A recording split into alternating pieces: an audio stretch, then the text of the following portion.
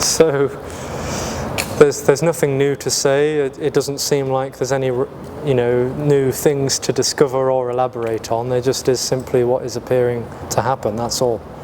It's just this immediacy, we could call it. Total, spontaneous, organic, wild immediacy. It's heading nowhere. It's coming from nowhere. It has no destination to reach.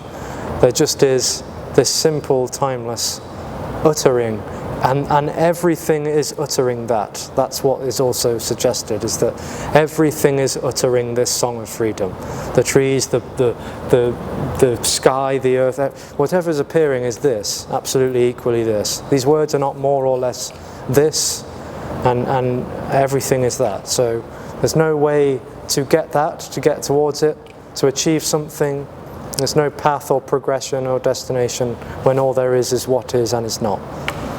And it's already whole, it's already complete, unconditionally so. All demands and desires are just this, needlessly being that too. But there's nowhere to really arrive. So it's just an expression, you could say. What's being shared is an expression. And a celebration, so you could say, a sort of nothing celebrating nothing, being everything, being shapes, forms, bodies, organisms, whatever. It's all just playfully this, being whatever is happening.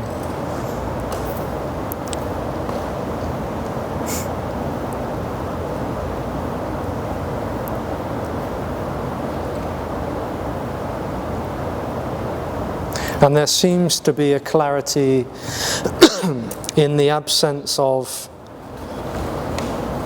going into the stories and the teachings and the initiations and all that stuff, which of course is free to appear in any sense, but there seems to be kind of a stripped back, unfathomable, unobjectifiable clarity about the exposure that there's just what is simply appearing to happen, without an aim, without anywhere to get to, nothing to achieve, nothing that really needs to change or fall away.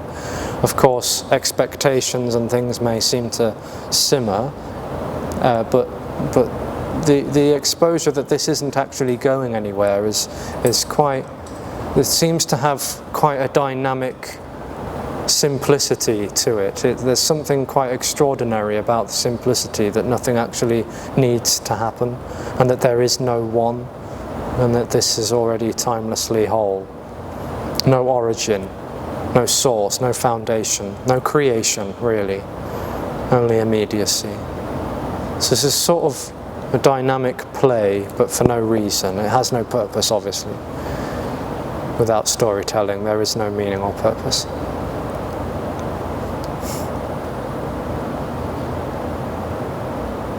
And there can seem to be an openness to this, a receptivity. I call it a receptivity, of course. There's no word that could ever really talk around this in which doesn't sound like a process, but there can seem to be some sort of openness or resonating or basking in this unknowable wonder, which again is already totally free and whole and complete, unconditionally so.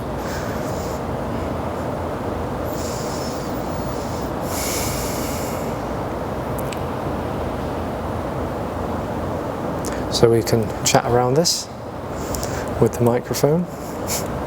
I wonder if it's all right to maybe make more of a circle. It feels like I'm interviewing you, or you're interviewing me, or something. So, you're in front of the board. The board. The review board. Yeah. The directors, huh? That's nicer. That's better. Alexis. Yeah. Did you say there's something extraordinary about this? It's not. No, it seems to be extraordinarily ordinary, in the simplicity of there's just what is appearing to happen.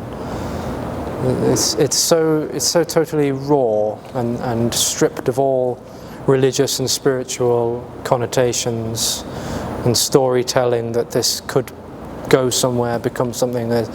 It's so ridiculously and incomprehensibly simple that there's something which could seem extraordinary about that ordinariness. Yeah.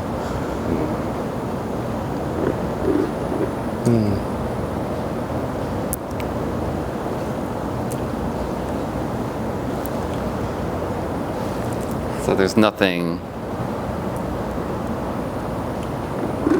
right or wrong about questions, and there's nothing, the answers are no more or less this. Yeah, totally. Yeah. Yeah. So there's no right or wrong question, no right or wrong answer. It's just talking and listening, appearing to. Because our paths are Yeah. easier. All right.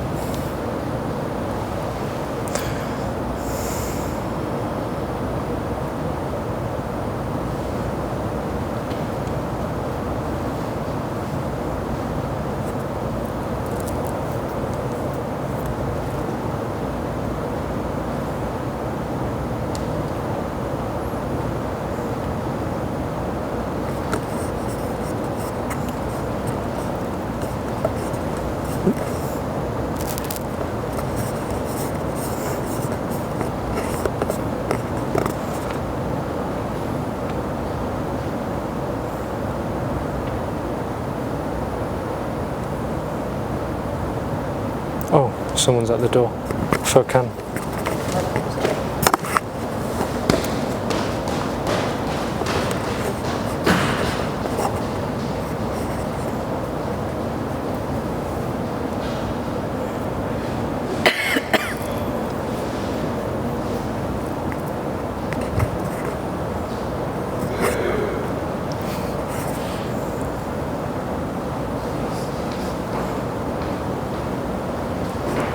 Hey.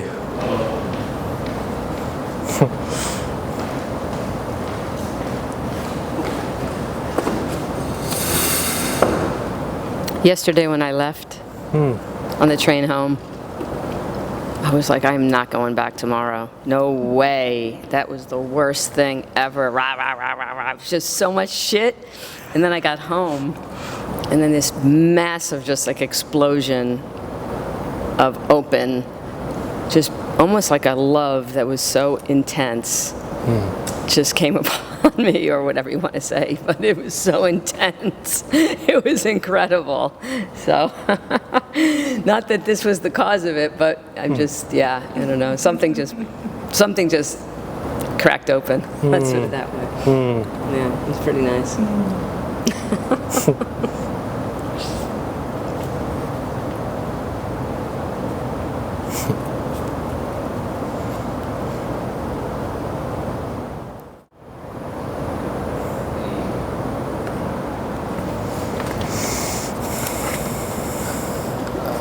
Where it's like wholeness and nothing appearing, and this is nothing and everything, are all just pointing to this. Not really pointing to this, it is this. It is this. Yeah. And the nothing and everything aren't two things. No, they are what is. Yeah. They are what is. You wouldn't even say they're one thing. No. They're one happening. Would you say that? Or Well, like not happening as an event or a thing. There just is nothing which is everything, and there only is everything which is nothing.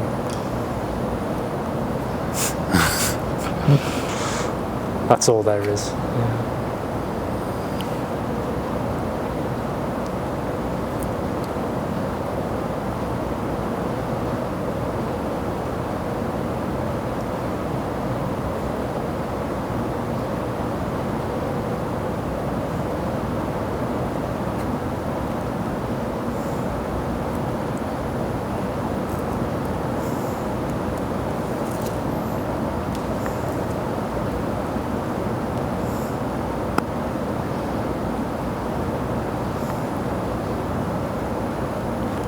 Like, would you call this visual field, for lack of a better word, like the colors that are appearing right now? Is the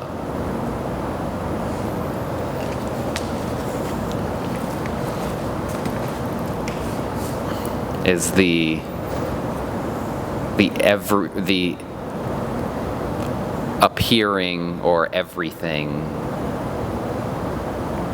element of that? I think I know. It's not the everything, it is everything and nothing.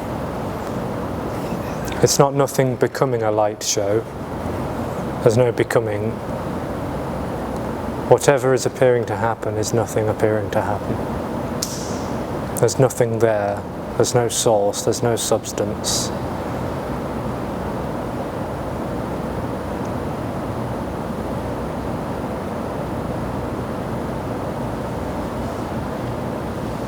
Yeah. It does seem like the perception of a source is kind of, or the idea of it is kind of like a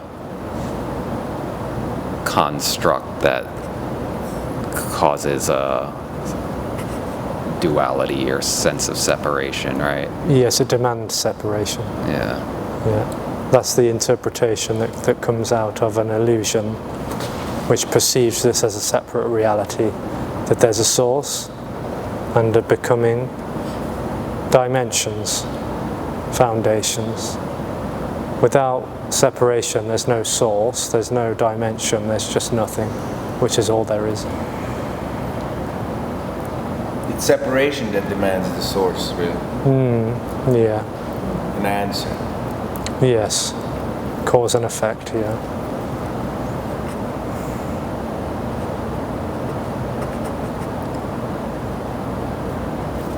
Immediacy is sourceless.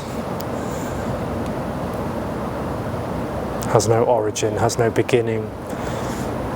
Yeah.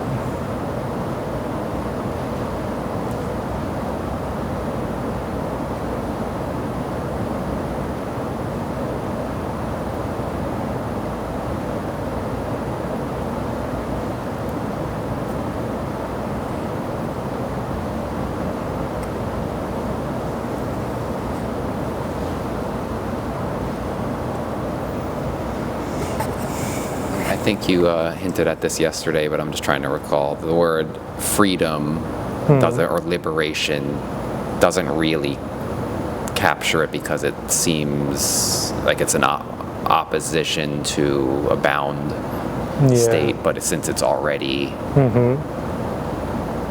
it's sort of beyond any word, including a word. Sure, Yeah. It can't be defined. Yeah. And it can't be captured, so no word really describes it. All words are it, Yeah. but no word steps outside of this to point at it. So no word has any value in that sense. No word ever gets this.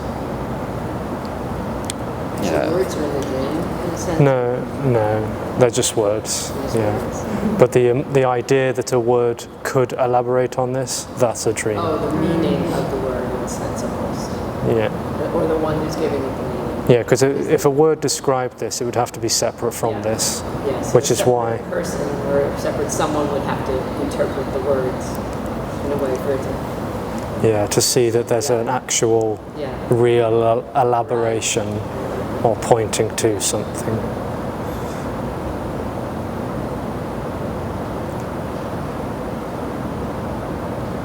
So you could say, even though words will never do it, unconditional freedom is all there is. And being unconditional can appear to be limited, conditional, finite, separate, contracted, bounded. Yeah. But that's freedom too. It's unpolarized. It's like, even as I hear your words right now, and I hear my words, it's like the idea that they're coming from your body, even, or my body, is kind of an idea that's somewhat verifiable by the sense of, like, if I stand back there and I see you speak, the sound will travel a little slower than if I'm right here, and that implies a sort of distance, but actually in this moment, Yeah, all of that is details of an empty appearance, which is not really happening. Details of an empty appearance that's not really happening. Yeah.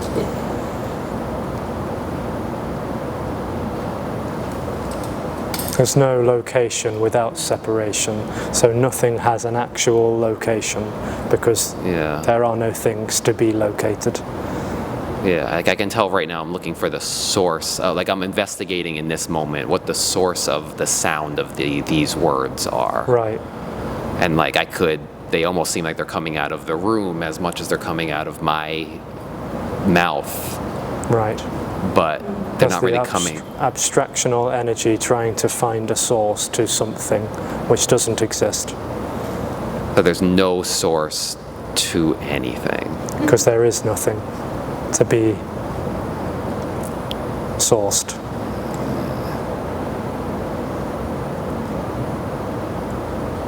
Like I'm tempted to say, but in the moment of appearing, but there is no real. The word moment doesn't even make any sense. No, it doesn't. Yeah.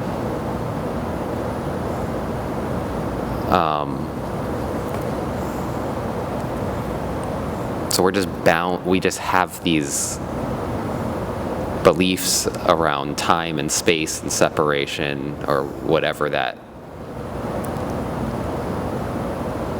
And that's an abstraction that's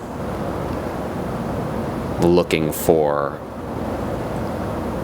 a source of that abstraction. Yeah, which is a dream of source, you could say. Like there's an energy which seems to happen, and it seems viscerally like it's happening. And in that comes these beliefs and opinions and values. Yeah. Which looks like there's an origin to the beliefs, the values and the ideologies. The source of that is a contracted energy, but that's an illusion.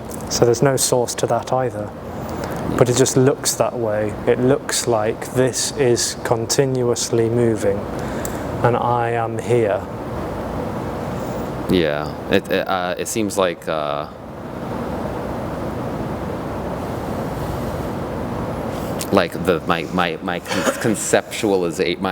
conceptualization or even experience of like formlessness and form, or emptiness and appearance, has either been experienced or like conceptualized as being sort of like as being like the appearances and their source are one. But that's a different. Seems like you're saying that's a different wording than you would use. It's that the appearances Nothing. is nothing. Yeah, it just is nothing. Timelessly, immediately, nothing happening. And all of that abstractional energy is that too. All attempts to understand this is that too. Emptiness. It's never going to discover anything when there is only nothing appearing.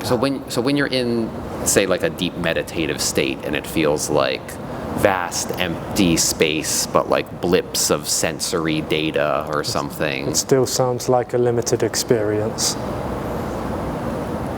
You can't experience nothing. Right. There's only nothing being experienced. And that kind of speaks to the awareness. It's exposing the dream for its insubstantial nature and proposing that all there is nothing apparently happening, but that can't be understood or reconciled or known, because there's nothing else other than nothing to know nothing. The attempt to understand this is like a dog chasing after its own tail.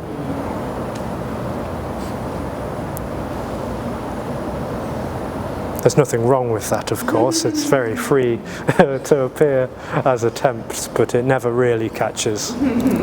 Yeah. It just stops. Yeah.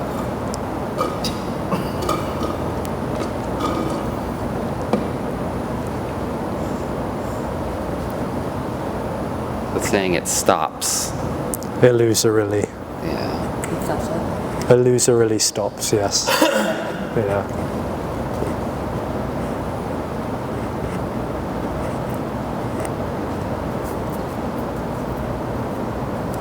I remember I was at a meeting with Tony, and there was two guys. They didn't really know each other. They were sort of sitting in the back, and one of the guys said they were sitting next to each other. And one said, "He's like, what about flat Earth? Is the Earth flat or round?" And Tony said, "There is no Earth."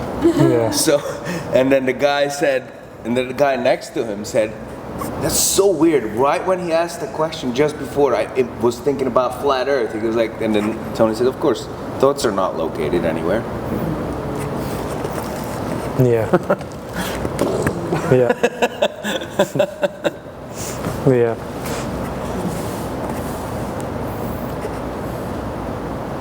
Yeah.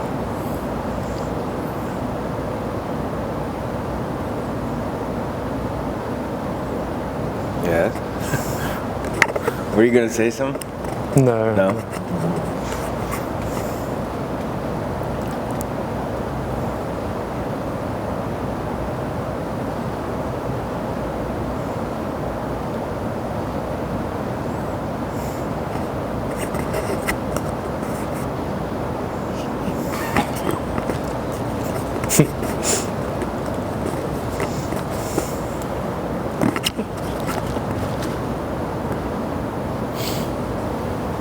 So there is no tail and there is no dog, really. That's the illusion, yeah.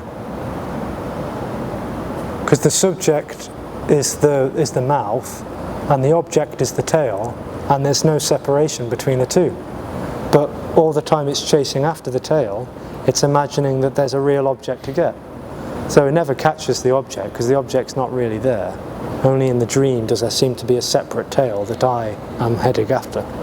And it really thinks it's getting closer. Really thinks it's getting closer. Yeah. But so that the seeking energy, it's weird. I was gonna say like there's no dog and there's no tail, but there's still like some energetic yearning. Yes. Chasing appearing to happen. Chasing appearing to happen. Chasing appearing to happen, yes. And so chasing can happen without a subject and object? It already is. It already is without a subject and an object. Yeah. And it's not real. Not even the chase is real. That's why I said chasing is appearing to happen. It's not really happening. It's just appearing to.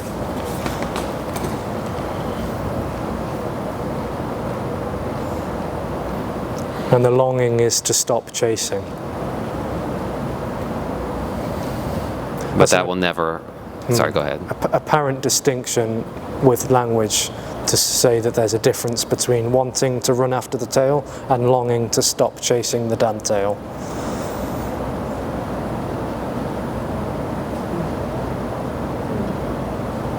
Can you say that again? There's an apparent distinction made between longing and wanting. The wanting is the chase, the thrill of the hunt. And one day I'm going to catch my own damn tail. And the longing is for that to just simply cease. Yeah. Is the longing for that to cease? Because the idea is that if I catch the tail, then I won't have to seek Well, that's the chase. Is that maybe one day I'll stop chasing. Right. That's just another variation. That includes the longing for it to stop. Well, the longing has got nothing to do with the whole subject-object paradigm. So what's the longing is It's the impersonal resonating, and you could loosely say revelation that it's never going to work. so It's just the never real gonna- longing. It's not the separate. Well, it's no more or less real in that, but the longing is just simply for this to be as it is without someone there. Yeah. To come home. And the chasing is the seeking energy. Yeah, seems that way. Because that energy does not want to stop chasing. It really doesn't want to stop chasing. And that energy is separation, where it comes from. It's the illusion of separation, yeah. Comes from the illusion. Yeah. But it doesn't want to stop chasing. It might tell itself it does. I'm exhausted, I want to stop. But that's a wanting. That's the wanting. It wants to stop because it thinks that will be better somehow. So it is the wanting. That Wanting to chase it and is. wanting to stop. Yeah. It's kind of the same. Yeah. I am the wanting. Yeah. And there any attempt to stop that is just more of that. It's always the same, yeah. It's always the same. Because you imagine the dog stops running and then it just looks at the tail and says, well, maybe then it'll move towards me. I'll stop chasing it and then maybe that'll fool it into... then maybe I'll get closer. You know? It can't win. It can't win, yeah. Maybe it starts trying to run backwards because then the tail seems to be coming closer to me. It tries all sorts of different things, you know, to kind of fool itself into thinking it's getting somewhere. So the wanting to stop wanting is exactly the same as wanting to carry on wanting. Yeah, it's always wanting. Always wanting. Doesn't matter what it looks like, what story it tells itself, it's always the same. Yeah. Hopeless. Never gets there. Never needed to. Never needed. Is it like wanting wants to want? It's just Yeah, it's just wanting for wanting's sake. Yeah. Because not wanting is death. Yeah.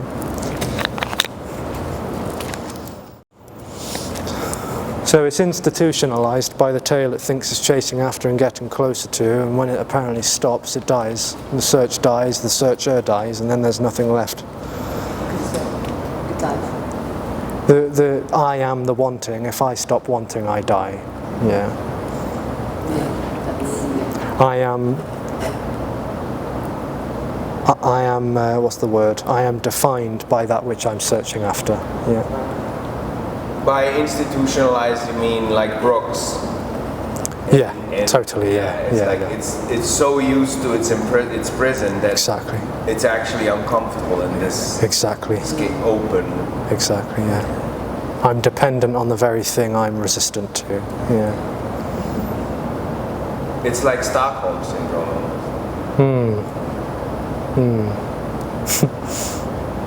Yeah.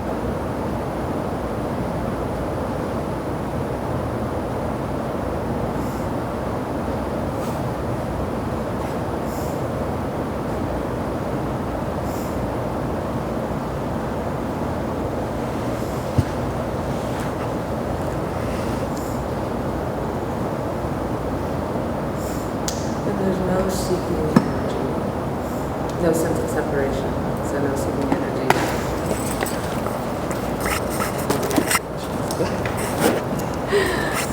When there's no sense of separation, so there's no seeking energy, actions happen, right? Apparently happen.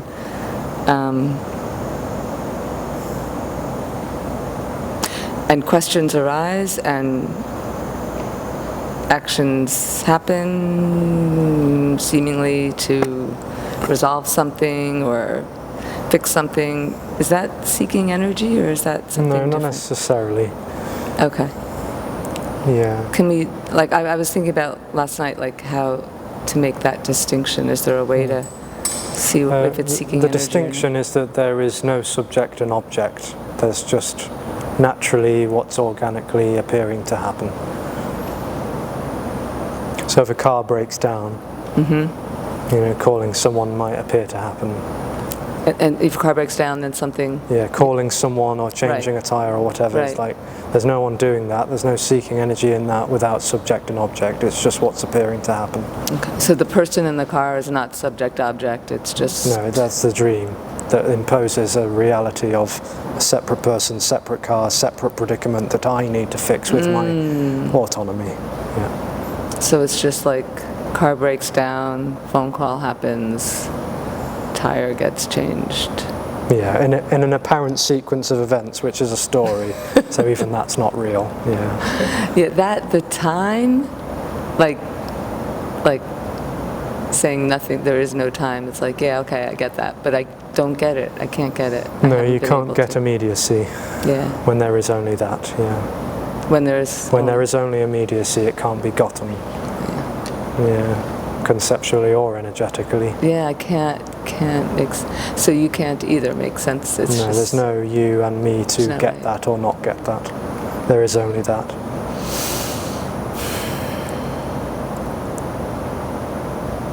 Just is.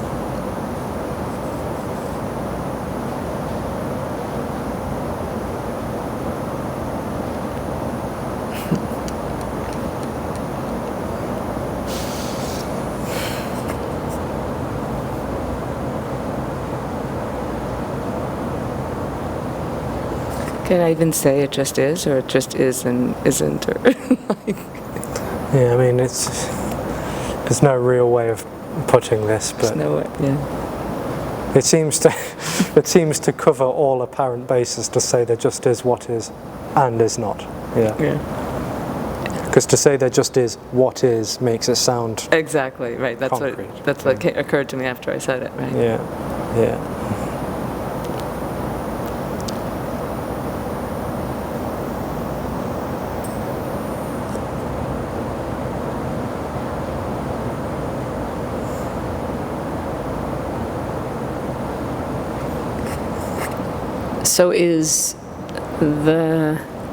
So the one that's believing itself to be separate can't understand time because that one is sort of made of time. It can't get behind it almost. Is it like it can't understand not having time because it is of time? What is the dream? The separate one, the one that believes it's separate. Well, just to be a bit pedantic with language, there's an apparent distinction made between time and continuity. So you could say time is an appearance, continuity is an illusion. Continuity is what this looks like when viewed by a separate self that's not really there. The future is now. There is no now. Yeah, I know. Just kidding.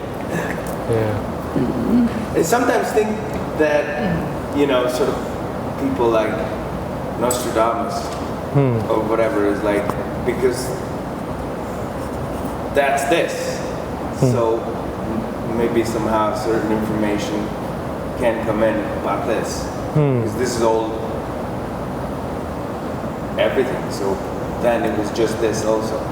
That's why maybe somehow we went in there. I don't know. No, either.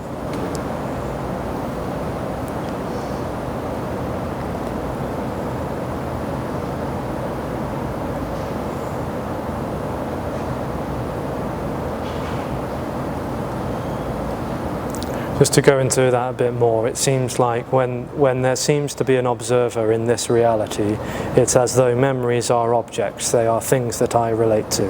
And in that relational reality, memories seem to be a real report of a before this, a before what's happening now.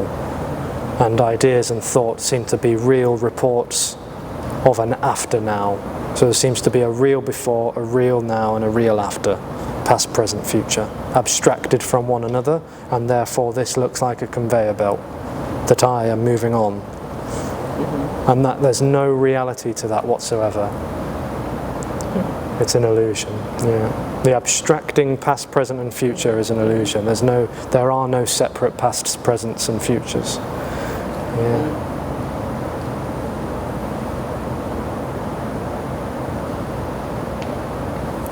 And, as balmy and mad and ridiculous as that sounds, it's actually totally obvious.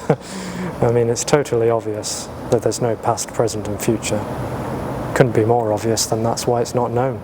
Yeah.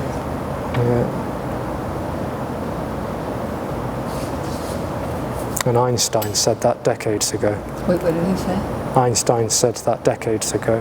He said that there's... Time is relative. Yeah. So it's not like what's being shared is some sort of new, profound discovery. It's been established for years, timelessly. I remember being blown away when I learned, like, the relationship between time and space, and it's like time isn't, Yeah. world changed. So, this is weird, but it stayed in my mind for years. So, and it just popped in when you were just having this discussion, so I'm curious. I heard someone say, and I have no, but it stayed in my mind, that you can't watch a flower grow.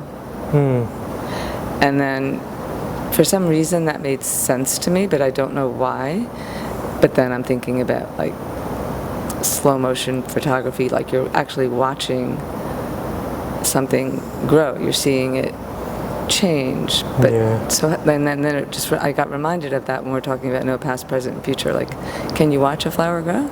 No, there's no observer really. The observational reality is an illusion, and it seems like there's change that's really being documented by someone, and that someone is so sure and confident that they have seen something change through their subjective reality. Right. And even through a photograph, like, I mean, through a movie. Yeah. Yeah. Depending on my memory, which I think is mine, that I have, and what I'm perceiving now, and what I imagine to happen next. None of that is real. Yeah. And the mind is making the connection. Well, it's the dream of the observer that's making the connection. Yeah, seemingly. It's saying that real change is happening and I'm observing it. I, the subject, am observing change happening before me. It's so hard to not see that when I... Oh, like, because it's weird. impossible. Like, it made sense to me when I heard that. That's why it stayed in my mind. Like, I was like, yeah, that's correct. But then when I watch it, how do I not think that I'm observing change? Well, the subject is the illusion, so it can't see not change. The illusion can't see itself for its illusory nature. Yeah. So immediacy is unseeable. So that's what it's the same thing as my previous quote. It comes down to the subject-object. Yeah, the subject which isn't there. Subject which isn't there. The observer isn't there, so that which seems to be observed isn't there either. Immediacy is timeless and changeless.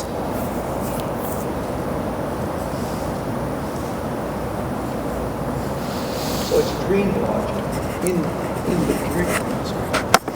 Because sometimes in dreams there can be fantastical situations that make perfectly good sense in the dream, right, according to the laws or the rules of whatever the dream might be, but when you wake up you recognize, well, what was I thinking? So the same thing is applying cause and effect and past, present, and future. That's all illusion logic. It makes sense in the illusion. Yeah, it makes sense to itself, which isn't happening. Yes. But it has no more reality than the dream rules and regulations either. No, not really. It just appears to be logical because it's that set up in that illusion. Don't glance at Joey, he'll just say something smart.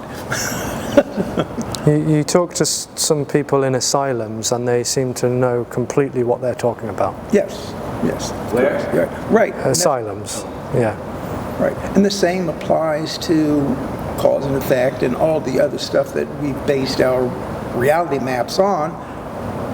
They're just, it's logical only in that. Yeah, it makes sense to itself. Right. Not anything else. God, thank God you said that so much better than I did. That's what I'm saying. Like, you speak to someone, you know, who's got, you know, paranoid schizophrenia or something, or whatever is going on for that body, and it makes total sense to that. It doesn't make sense to anything else, to anyone else.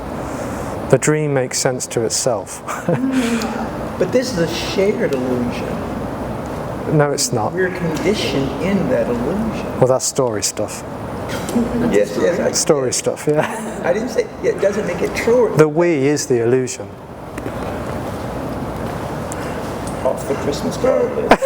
I was already off the Christmas card list. Am I off the birthday card list as well now?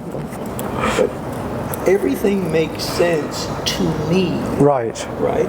That I think I'm making up. That does not mean that it's real. It just makes sense to me.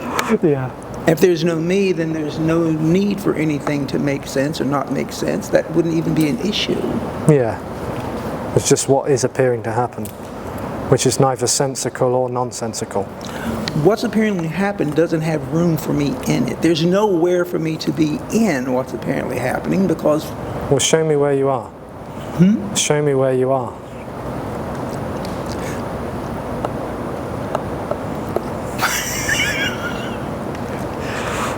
There's no way for me to be separate, to look at everything and go, oh, so this is what's apparently happening. Because that would still mean that I'm separating and saying, this is what's apparently happening. It's just what's apparently happening. I can't be in that. There's no I to be in or out of it. It's just this. And all of those words are this too. Yeah, but I enjoyed saying them. Well, that's why not? Yeah, it's play.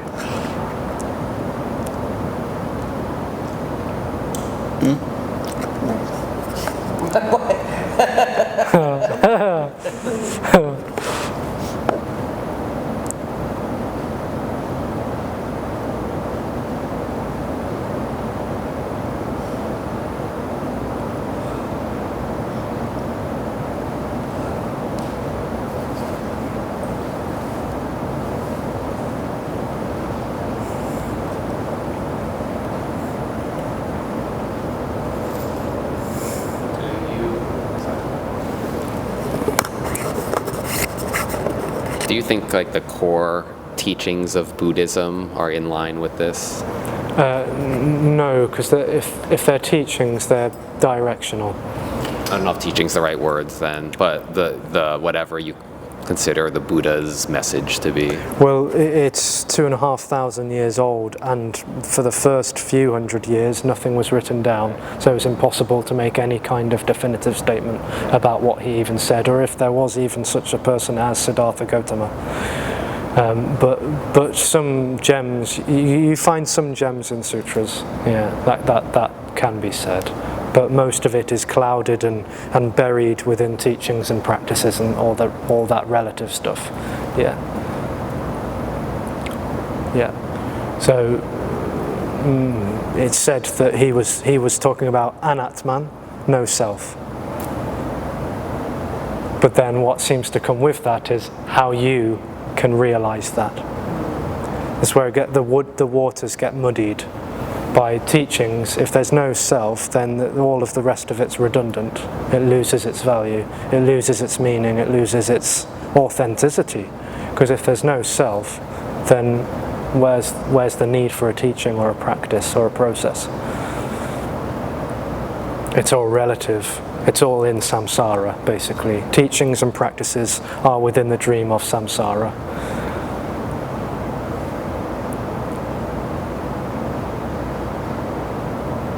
But the Heart Sutra is pretty damn good, if there was something out there. Say that again? The Heart Sutra, that's pretty good.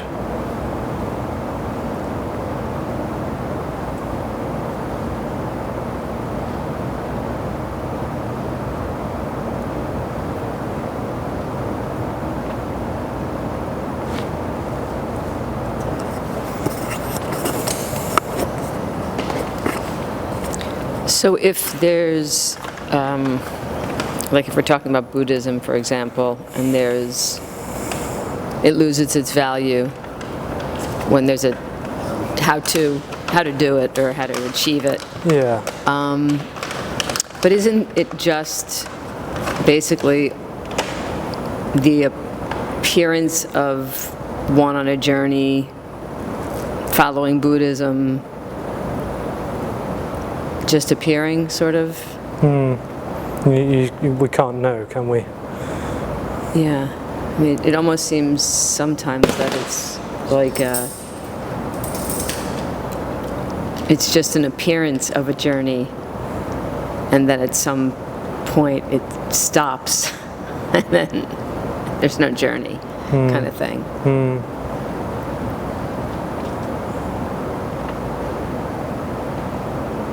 It could be they're just giving people something to do. Yeah, but it's very ambiguous. Yeah. It's obscured. One, for it being 2,500 years old, if we're talking about that particular tradition. Who really knows what happened, because it wasn't written down. It was only until the Mahayana, I think, started to crystallize it and try and traditionalize it into a something that people can use and learn about, study, practice, process. Eightfold paths, 5 hindrances, 5 ethical precepts, and all this stuff. Right, same. The lists, the endless lists. Yeah. I think the same with Jesus, the same thing. Because I think the Gospels were written like 50 or 80 years later, or something to that effect. Yeah. But there were people practicing whatever they were. You can't really know. capture this, basically. Yeah. Buddha wasn't a Buddhist. Jesus wasn't a Christian. Yeah. That's just what's happening, and there's no separate entities called Buddha, Lao Tzu, Christ, and Patanjali, and whoever else either. Yeah. They're nice stories, though. Yeah, they're so attractive. They're beautiful, actually. No, they really are. love There's them. no doubt about that either. They're like enjoyable to study, even. They're just so beautiful. Yeah, they're playful stories and fantasies. Yeah. Yeah. They're so rich. Yeah. Fake news. It's better than the current news. The current fake news.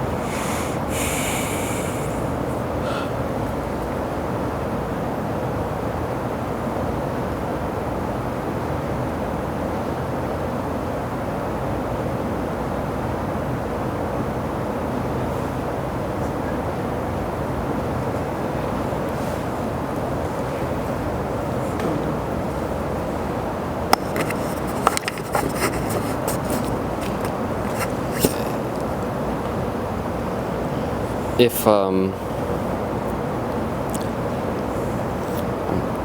it's like something like participating in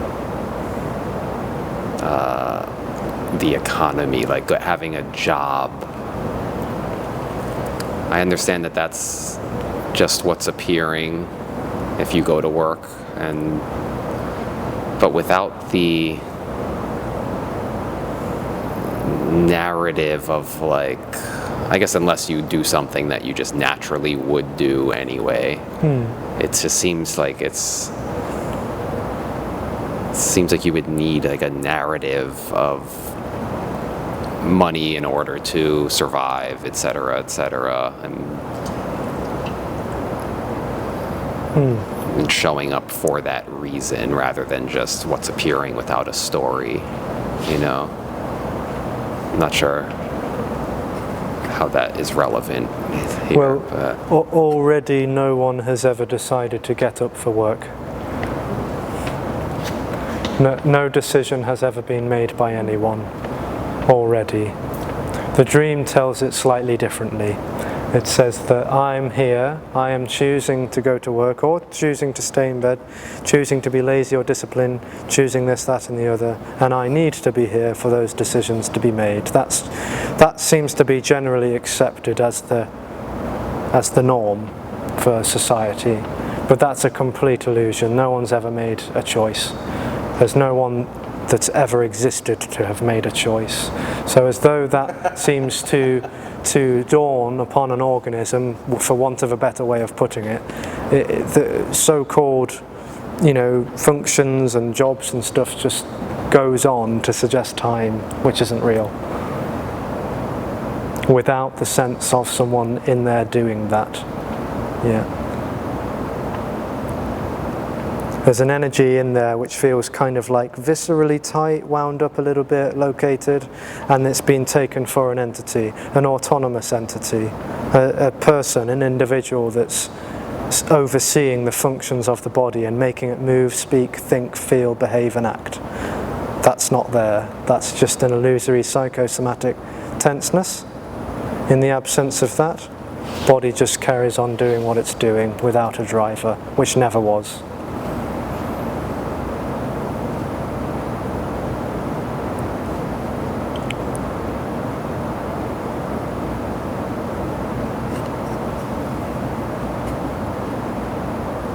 And so money is dream stuff? No, it's an appearance. It's kind of a story in a way, like the story of economy and, but yeah, it's just an appearance in a sense.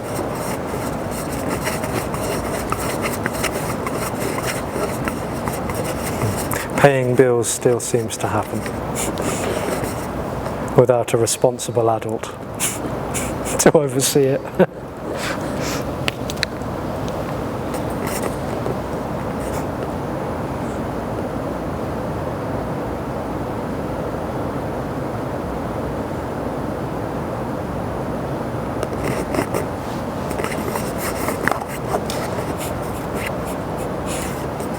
When you were saying that the body just continues to go on doing what it's doing, it's a kind of a story, of course. Right. It suggests doing and continuity, but yes. Right. And does that include the brain? I know that, I was going to say, does that include the mind? But the mind isn't. Thoughts are also not being dictated by anyone, no. And the brain, when you say body, is that brain is part of body? It's abstraction to say there's a brain and a body. Okay, so it's just, it includes thoughts or includes thinking. There are no separate things that are happening like thoughts and brains and bodies. There's just immediacy.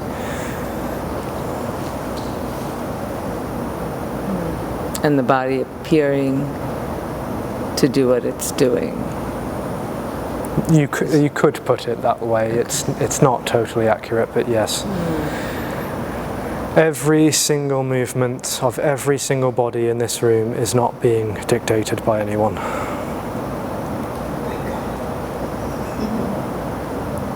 And every thought is not being dictated, right? That's it. Yeah, every single apparent function.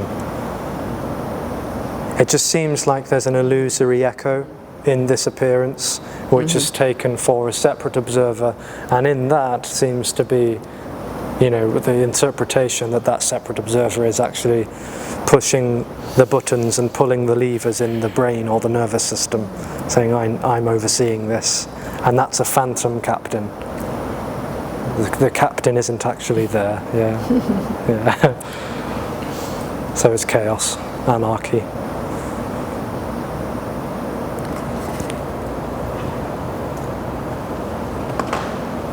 I could go back to that. Yeah.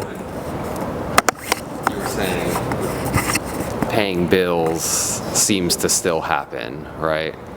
But of course, still suggests time, but right. Carry on. But in the moment of, I know that suggests time too, but is there never a paying of the bill and then a seeing of one's bank account and then oh shit, I might not be able to pay my next bill thought that influences the action going forward? I mean, that's all storyline and continuity, so none of it's real. But yeah, thoughts can happen. But do thoughts sometimes seem to motivate certain actions? That's abstraction again. It's imagining that there's a thought that is overseeing. It's turned the thought into a subject. Like the thought is now responsible for the next action of the body. Source. Yeah. It's like there's just thoughts or there isn't. Nothing. There are no separate thoughts that are then knocking on separate actions. It only looks that way from the abstraction or reality of separation. That thoughts are arising, they're telling the brain and the body what to do, and then the body goes ahead and does that, or maybe it doesn't. Yeah, but it's not that there's no realness in that, because there's no separate thought, separate action, and separate this, that, and the other. It's not really like that. It only looks that way when this seems to be observed.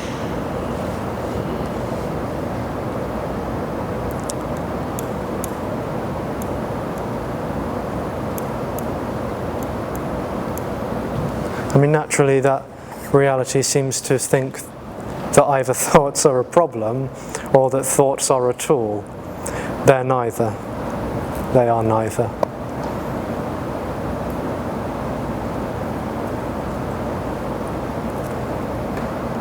Because there isn't anyone that needs to make use of anything. Right, yeah, they're not in the way and they're not used. Yeah, because no one's there to apply, to use them or to get rid of them. So I think you hinted at yesterday, like the thoughts and the sense of separation seems to come out of tension. Yeah, you could say it like that.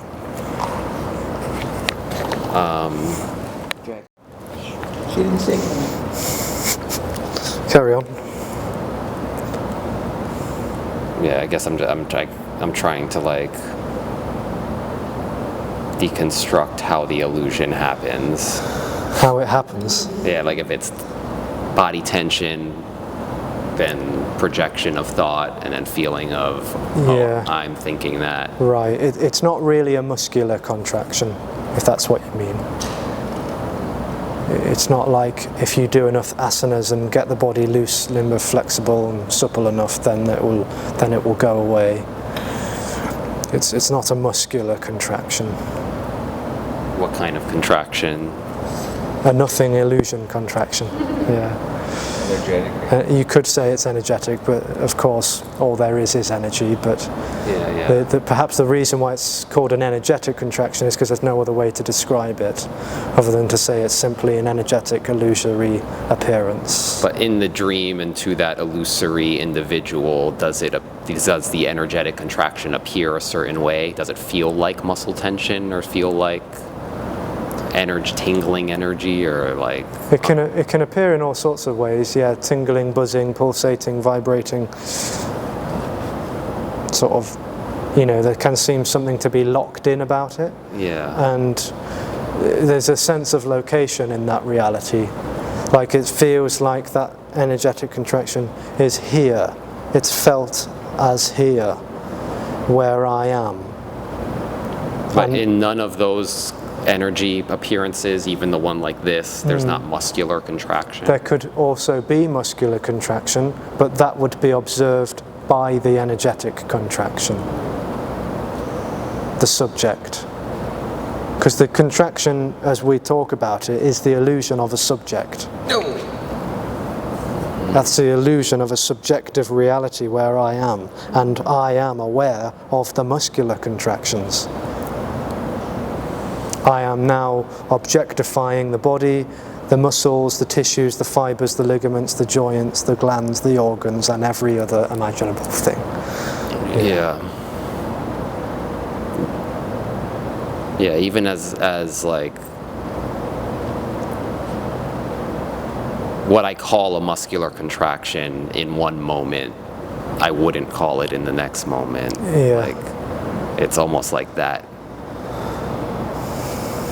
a sort of illusory self claims it as an object Exactly. some of the time. Right. And that's the contractedness of the illusory subject. So in the absence of that illusory contractedness, there's no objectification. So it's only in that claiming, like in my scenario I just said, in that claiming of the illusory self of an object in the muscular contraction, that the illusory energy, contracted energy seems to be there. It's only in the seeming objectification of an object. Because it is the illusion of subject and object. Right.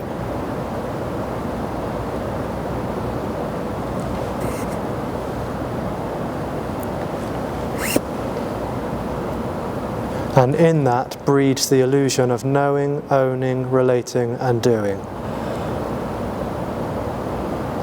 I own my body. My body is mine. I know it. I know my body. I relate to my body, and I move my body. It's all me, myself, and I, and there isn't an I to know, own, relate, or do anything.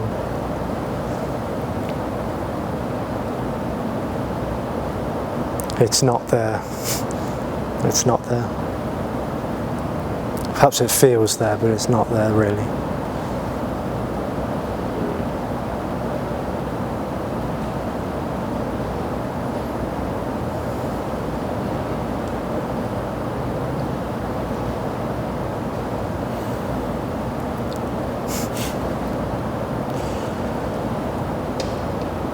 Can you see, like, do you ever perceive that illusion in others, in a sense? There's no relationship without subject and object again, so it's not like there's a knowledgeable or wise or intuitive know me seeing me's here and no me's there. But if someone's looking at you and then like they get self-conscious or something, is that obvious in a sense? It can seem obvious, but it's not objectifiably obvious because there's no one to see that.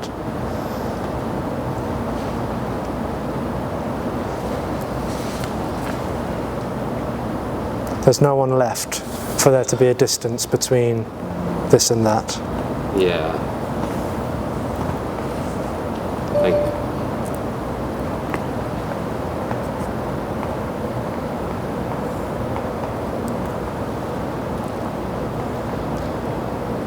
that almost seems like you're either saying you don't perceive it as any appearance of separation, or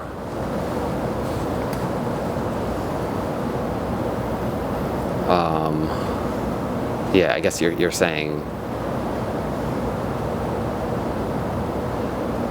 there's okay. There's an intensity to this because the you is not there in either sense. There's no you and me. There's no distance. So there's an intensity in that immediacy. An intensity? Yes. Why would that be intense? Because there's no distance. Distance makes things numb. It makes things seem dull or sort of dead. There's a deadness to the illusion of separation, and yet it is that which feels alive. It's a complete paradox. In the absence of distance, only immediacy is full-on intensity, and yet nothing to know that. Total vibrancy. And so if the full-on vibrancy is, I mean, it already is, but if the sense of separation is not there, which it's already not, it doesn't feel like uncomfortable intensity, right? It can be comfortable or uncomfortable, but all of that is bodily. Oh, that's bodily? Yeah. Right, so like you'd have a pain in the body type of thing, yeah. Yeah, apparent. Yeah. But just life itself, like if your body's healthy and you're just walking down the street, like you're unlikely to have discomfort from the intensity of the sounds and sights. And Oh yeah, no, that can happen. Yeah, for sure. But there's just no you there. There's just no you in that picture. So yesterday we were in a restaurant and it was incredibly loud, and this body was finding it too much, actually. It was overwhelming. The whole system was completely overwhelmed by the sensory input. yeah. But it wasn't happening to anyone. Yeah. It wasn't like there was a subject in that trying to deal with it. Yeah, but wouldn't then this kind of, just for even practical sense, like subjectify the body to say, if you put this outside, that discomfort will stop? Like, doesn't the self-conscious come in? No. It's not self-consciousness, but just like, No, there's just immediacy responding, that's all.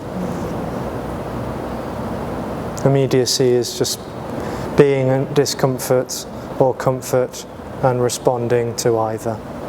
But there's no subject in there, there's no subject in that paradigm. So there's no object in that paradigm either.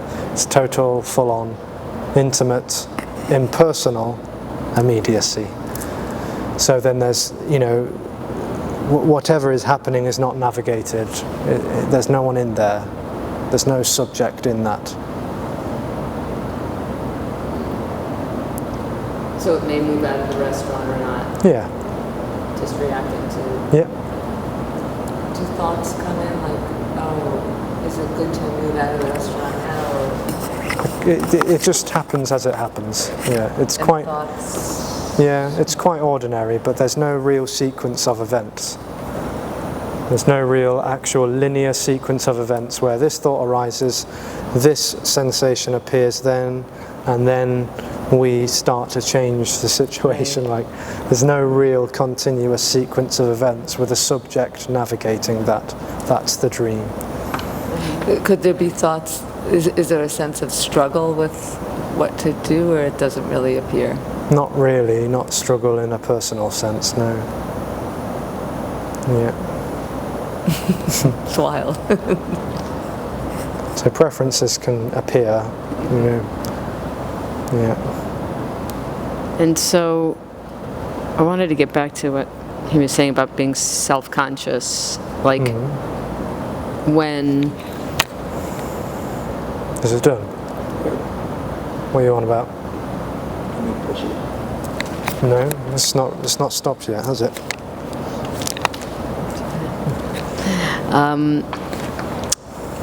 When there's the immediacy, you mentioned something that there could be it's very intense. It can There can be an intensity. intense.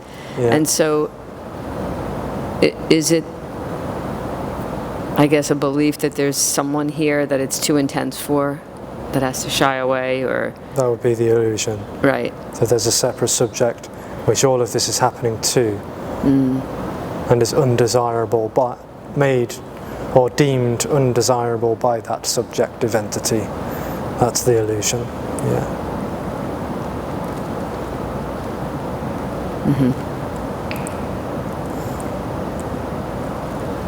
what do you think of that Buddhist? What do you think of that Buddhist parable about the arrow, the second arrow? Yeah. Yeah, it's the story of me. Yeah. The second arrow is the story of me. Right. Yeah. It's It's a metaphor that suggests first comes in an arrow of pain or discomfort. You could call that physical pain or emotional pain. And then a second arrow comes in, which is me saying, I don't like that. That's my pain, that's my discomfort. And I want to do something about that, and that's the second arrow. And as Buddhists say, this is where it gets total dualistic dream stuff, is where Buddhists say that the first arrow was not optional, but the second arrow is. The first arrow was optional, the second isn't, and that's implying autonomy. That's implying free will and choice. You could say we're not us, or we Yeah. choose not to. Exactly. believe in it. I could choose to prevent the second arrow from going in, but I couldn't prevent the first one. But to translate it to so-called this exposure, the first arrow is just an appearance, the second arrow is an illusion. The second arrow is that the narrative that comes in, and that the arrow that is happening to someone. Yeah. So I interpret the Buddhist and any practice really that, well, most of them, not really as like there's something you can do about it, but just that if this happens to, by no choice of its own, take on certain practices, it can sort of untangle what's getting in the way of realizing that this is already this. It's still cause and effect and directional, though. Yeah. It's still suggesting that there's an obstacle to get through, or above, or below, or beyond, around the... Yeah. It's like there aren't actually any obstacles.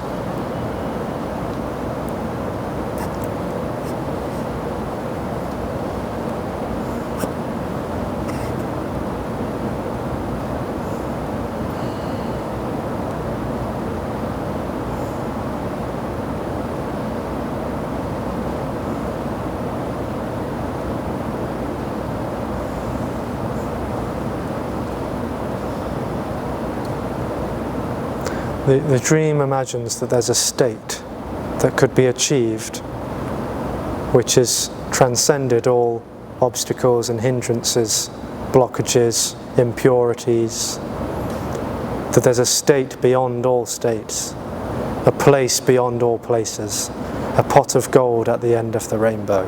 It imagines that it could get there through some kind of volitional effort, however subtle or gross.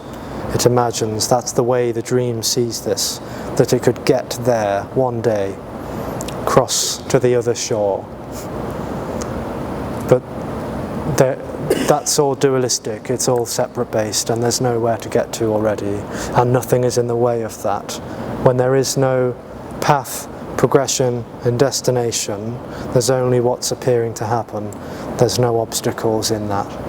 There's nothing in the way. All pain and discomfort is this. The stories are the second arrow. The stories are that which says, yeah, but if only this happened, or if I could just do that, or if it was made clearer somehow. It's like trying to negotiate with this appearance, and that's the second arrow. The imagining that I could even attain enlightenment and get beyond all of the obstacles, that's the second arrow as well, or the third or fourth or fifth. So the traditions are kind of shooting themselves in the foot, because they're proposing that there's somewhere to get to, and that is the very resistance that it's trying to avoid. But in trying to avoid it, it's perpetuating its own illusory resistant energy. It's all the tail chasing again, which is why samsara is depicted as a circle and not a spiral. So all states and experiences, however meditative, however absorbent or transcendent, are all relative and still part of the dualistic dream of separation. In my own dualistic dream of like progress, it does feel more like a spiral of like the thing that I perceive as a barrier, whatever that is, Sure. seems to get thinner and thinner. Right, but then it's just on to the next one. It's always on to the next one. It could become more refined, more whole, more integrated, more tranquil, more subtle. It never gets there because there's no there to get to. There's nothing wrong with those, and that might be heard as well. There's nothing wrong with the exercises, but the notion that it's leading to an ultimate destination, This is a dream. This is a dream.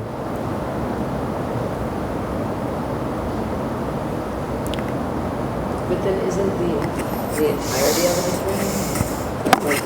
Like, The entirety of what? In other words, the appearance of like a you telling us that that would be a dream, that whatever practice, let's say, would be like dream, shooting itself in the foot. Isn't the whole thing? It's fine. Isn't the whole thing sort of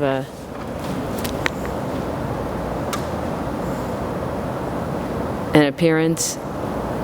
Isn't, in other words, when you answered him saying the practice would be shooting itself in the foot in a way, the way they described the second arrow, but isn't the entirety of even you speaking to him about that also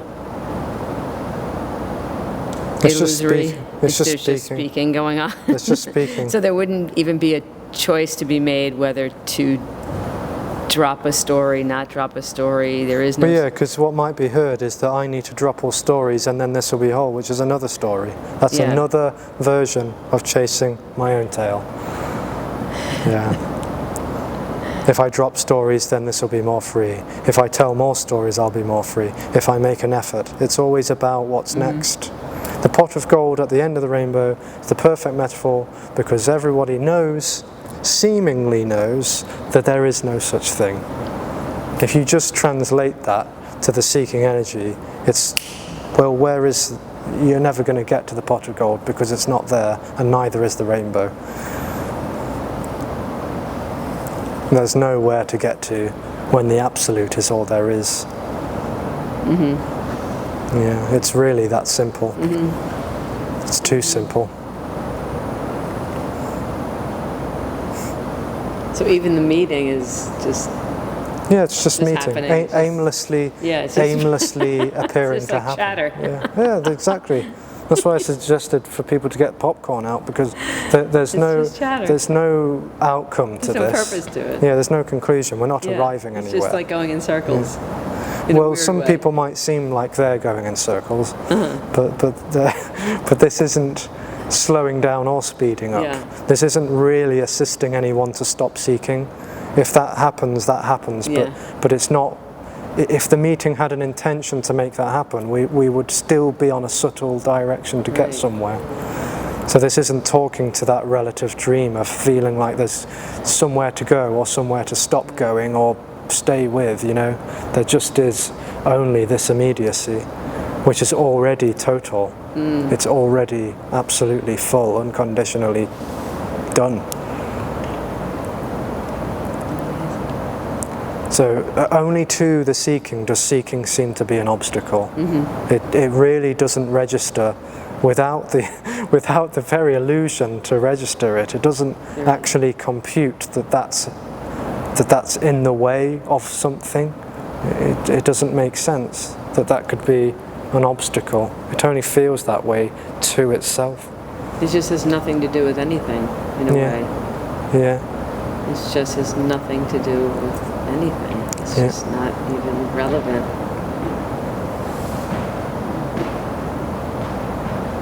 Amazing.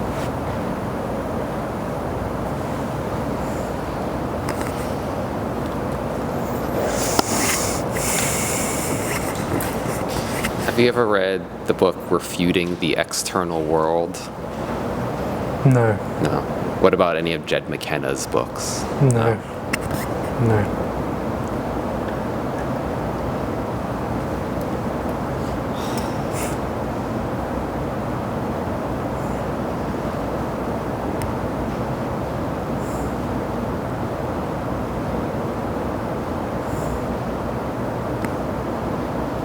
Any book recommendations?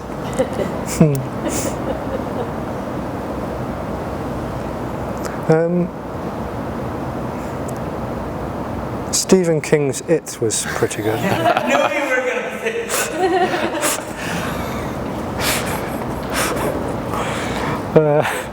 Yeah. I really enjoyed This Freedom by Tony.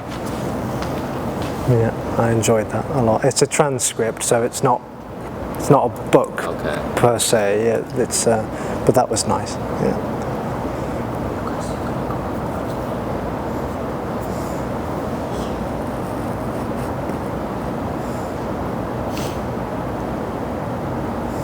But before this so-called like radical form of non-duality started popping up, like was there any kind of speaker on this stuff who you thought was conveying a similar? I haven't found one. I mean, UG seemed to be, like dancing with this. I don't know where he was with all of it, but when he talks about the calamity, it sounds pretty spot on. Yeah. And I think there are some yogis out there who are speaking this, but it's just distorted and translated very badly or poorly. Yeah, I think it's why wouldn't it be possible that anything can appear to happen? Yogis and mystics, but they get depicted as special people, as saints with auras and darshan, and then it all looks like something significant and holy by those who are worshipping that body, But if, without meaning to sound sort of biased or anything, but if the essence of that is really pure, you can't traditionalize it. You can't systematize it because it's too absolute, it's too unconditional. As soon as you make a path out of it, it's always relative, it's always about A and B and how I'm going to get from here to here. But the absolute it's all of it. Yeah. So are you saying that you don't think when this is spoken about in the way that you're speaking about it, it's much less likely or impossible for it to become like a... I just think when there's positionless uttering happening, it's not with any intention to change anything in this appearance. Yeah. And so there's no way of practicing that or traditionalizing it. There's no way of turning it into a thing because it's too immediate. If you turned it into a religion, it would always have to have an end goal. It would have to be conditioned. It would have to be telling people how to be, where to go, what to do, etc. That's all relative. But the absolute it's too open for that. So people would have to really be misinterpreting the message. And they do. And they do. They really do. That's Yeah. mystics, right? What about? That seems to have a misinterpretation of what they say. Yeah, in a sense. it's plentiful. It just happens that way, it seems. Yeah, because it's too absolute to understand. So Right. naturally, what people do is they because they can't understand this, they hear something totally different and then reject what they've heard, which is called selective deafness. Yeah, they've heard something totally different, and then rejected that. Their very own interpretation. Their thoughts of it. Yeah, and they never even heard a word of what was being said. That's correct. Or they have their own interpretation and accept that. Yeah. That's possible as well. Yeah. I think that goes on. I've done that. Yeah. I don't know if you've seen this happen or could speak on it, but I'm curious how that's dealt with, if there are. Okay, well there are plenty of people who have came across this, what we could loosely call positionless uttering, and they've interpreted it as disassociative, detachment, personality disorder, neurosis, and then they've created recovery groups and stuff like that to deal with the symptoms of getting into non-duality cult, feeling like it led to these behaviors, and now they're trying to recover and reintegrate a sense of self. Yeah. Has happened quite a bit. Yeah. Unfortunately. But do you think that, I understand that that's a misinterpretation, but just given how radically different this is than the conventional beliefs going around in the world. Like that this was uniquely suited to be objectified in some sense, and objectified as the cause of some personality thing or disorder. I think people come with their own preconceptions and wants and needs, and because they can't get something from this, they try and take something out of it, and naturally by trying to take something away from it, it's not heard anything, it wants to get somewhere, so it's made a path out of something which isn't there, and then that leads to certain behaviors. Yeah, but I wonder if it ever happens with people who like come for some other reason, like they are the friend of someone. It does happen, and it has happened. Yeah. So in that sense, it's someone who was perfectly stable. Well, no, I don't think you can blame. I don't think you can blame an exposure. It's no one was responsible. That's not to shun responsibility. It really is that no one actually chose to disassociate or to detach, because it's not talking in that reality of relative terms and conditions. And no one chose to. No one chose to do anything. Right. Yeah. I mean, the openness of this is completely natural. It's totally, totally natural. The way the body could just simply breathe and be and do what it needs to do, takes care of itself, that's completely natural. It's not unhealthy, it's not dangerous, it's not dissociative, it's the complete opposite of all of those things. It's actually completely, it's natural, like it's the natural way that every body seemed to be born as and with, like it's only that illusory reality that seems to come in.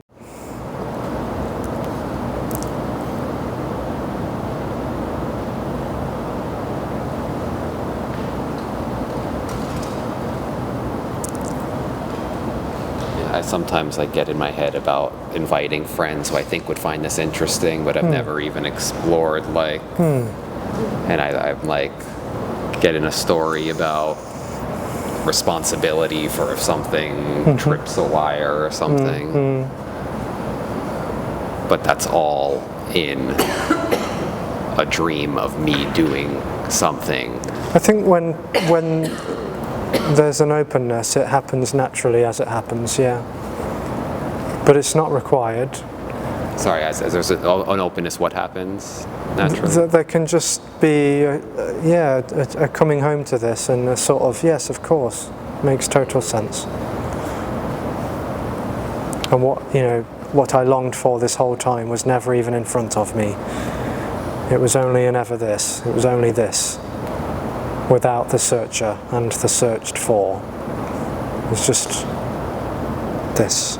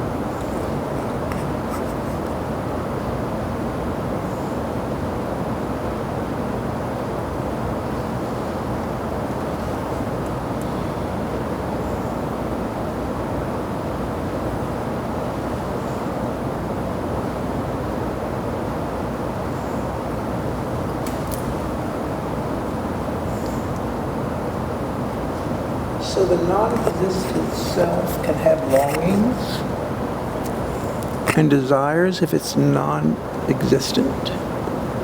It's the dream. The dream that there's a subject with desires.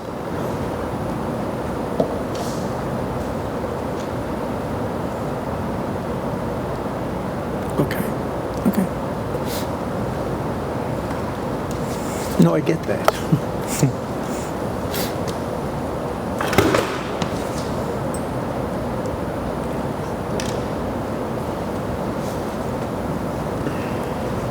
And that's either seen or not seen by anyone. Yeah, I'm not keen on saying it is seen. I know some speakers say that, but it really doesn't make sense. How could that be seen? What is there to see that? It's not seen. When liberation is seen, what's going to see everything? Right, It's right. never seen. Yeah. But that, whatever that is called, those who say that they had that experience. Right. Well, then it's dream using stuff. words because they have to, right? But that happens, God, or it doesn't. But it's already the case. It's just the absence of the seer. That's a more accurate way of putting it. Say it again? It's just simply the absence of the seer, Right. Yeah. Right. which already isn't there.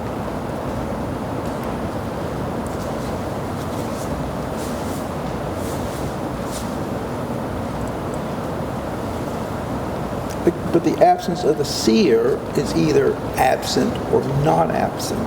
It's not a state to be absent or present. Again? It's not a state to be absent or present.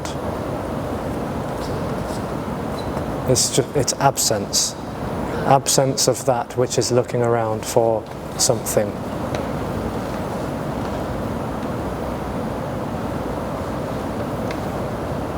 How would you describe going to sleep, deep dreamless sleep?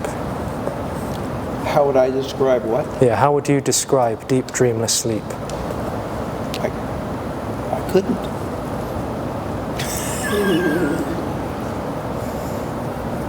Oh, she's so proud.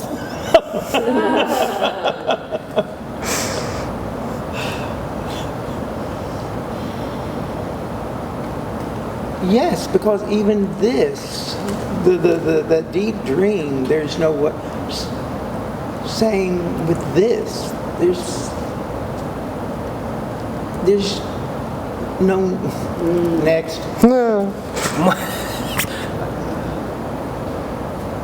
No subject, no object, no knower, nothing to define, nothing to view, no one knowing anything, just total pure absence. Not even blackness, not even black empty space, nothing objectifiable, nothing known, no one, just nothing. That's this. I think this sounds cool as hell. Well, you won't be there to know it. Don't care. Did you say the absence is this? Yes. This is pure absence, yeah. Yeah. It's not merit-based, is it? It's not what? Merit-based. Merit-based. So you were saying it's like what happens when you're in deep sleep. You can't describe because there's no one there to Exactly. describe it. It's not a state, Exactly. which is, and then you're saying this is like deep sleep in that sense. This is deep dreamless sleep. Deep dreaming sleep. No, deep Dreamless dreamless. sleep. Okay. Yeah, this is deep dreamless sleep. Yeah. Everything is deeply dreamless. I Yes. remember I was Why do you say so in the first I just need to close my eyes and then that will reveal itself somehow. Then this is the Dreamless. Deep That's why I said dreamless so. sleep. Everything is deep dreamless sleep. So where does the dream come? The dream is that someone's awake. It's like When the light bulb of the dream of awakeness goes out, there's just deep dreamless sleep. relaxing. Is it relaxing? There can apparently be a release. But it's not always relaxing. No, it's the full-on spice of everything, and yet there's nothing at all. Yeah. Yeah.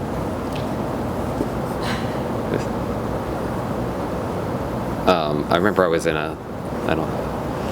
in a group with someone speaking about this, and she said the same thing about this being like deep sleep. And then I asked if it's like nothing. I asked, how can you have anything to say about it then? Exactly. We haven't spoken a single word about this. Yeah. Not me, not you, not anyone has actually said anything about this.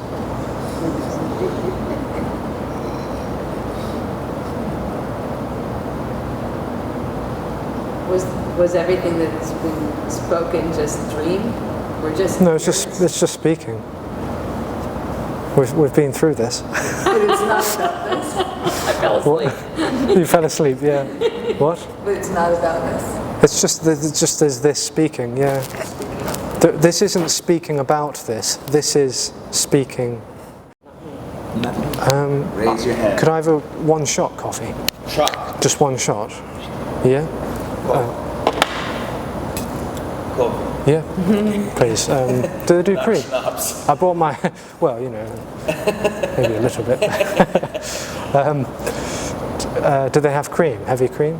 Yeah, but you want an espresso? Just one. No, Americano.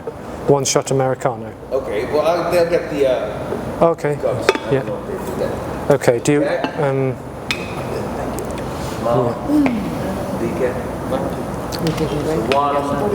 had a question for you.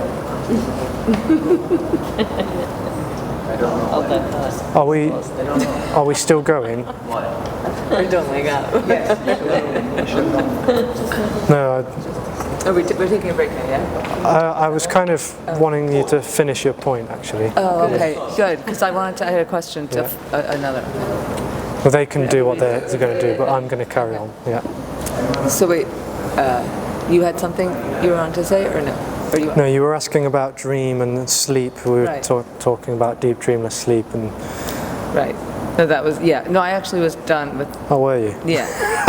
There's another unrelated Okay, go on. question that was coming in. So it's something that I'd like clarification on, because it seems like I think I heard you talking about that there can be longing without separation or a sense of me.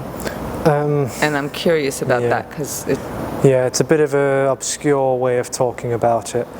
How I think I would prefer to put it is there just is what's longed for, but there's no one to long for this. There's no one to long for this, there just is what's longed for. Okay. And in a dream, there's wanting for something else. But the something else never gets found because it's not there. Pot of gold again. Pot of gold at the end of the rainbow. I want the pot of gold at the end of the rainbow. The pot of gold doesn't exist. This is already what's longed for. The pot of gold doesn't exist. This is already what's longed. Yeah. So we were just talking about how sometimes it feels like there's too much energy just like going through the body, and it's like it feels like the body needs to change in order to allow that flow, and the obstructions. It feels like there are obstructions. It's like there's a water flow, and it's like it's plugged, kind of.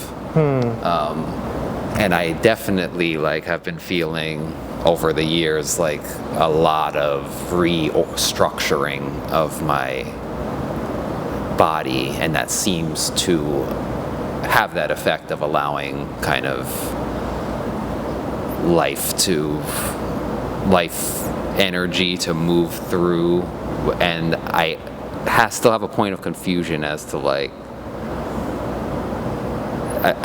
I don't know if I'm seeking something here as like an end to that, or if there actually is, if the illusion of separation actually is what the obstruction is, in a sense, and that if that were no longer believed or appearing, it would allow for, it would somehow like stop this endless change that needs to happen. It's all story stuff. The need for something to happen, or the need for something to stop happening, it's all the same. It's imagining that there's an end goal again, that there's a change in sight that could make this appearance different or better somehow. Yeah, but like you weren't denying before, like the first arrow thing, like there is pain that can appear in the body, right? Okay, so there's the appearance of pain. The appearance of pain, and that doesn't, anything beyond, anything attached to that pain of it needing to go away is story stuff. Yeah, that would be the second arrow. Yeah. But it's still okay to wail in pain. Well, it's neither okay nor not okay. It's just what's happening. Because there's no one really dealing with it. There's no one really in pain. There just is pain.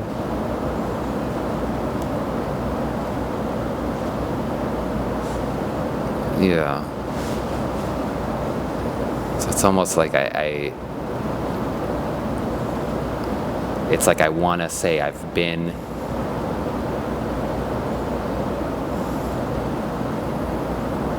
in like that, what feels like a transformation, a changing of the body has been painful. But you hear that as... In what sense? In what sense has it changed?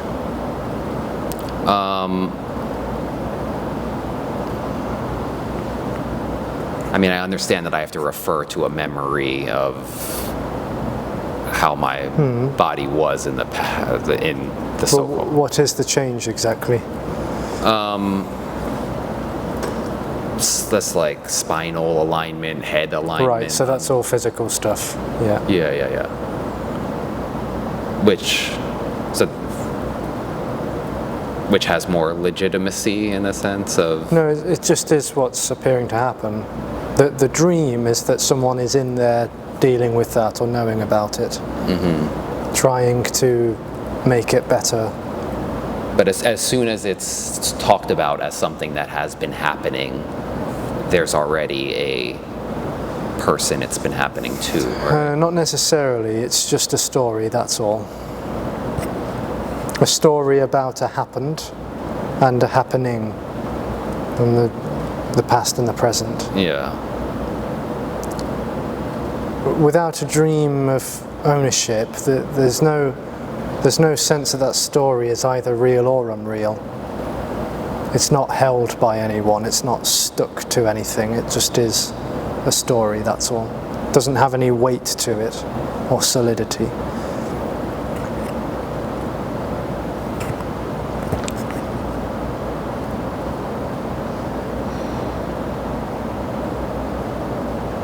So if the body has physical ailments, it tends to do something about that.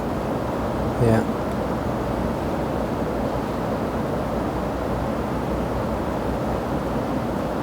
Yeah.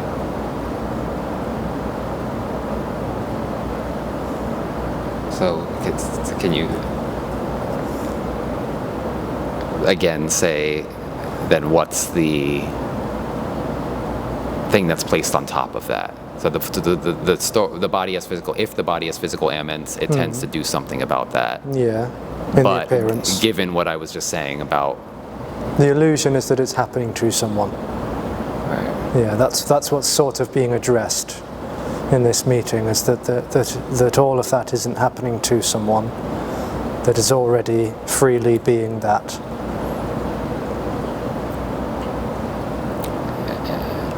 and that can seem to stop the illusion that it's happening to someone. In the dream of continuity, it can seem to unravel.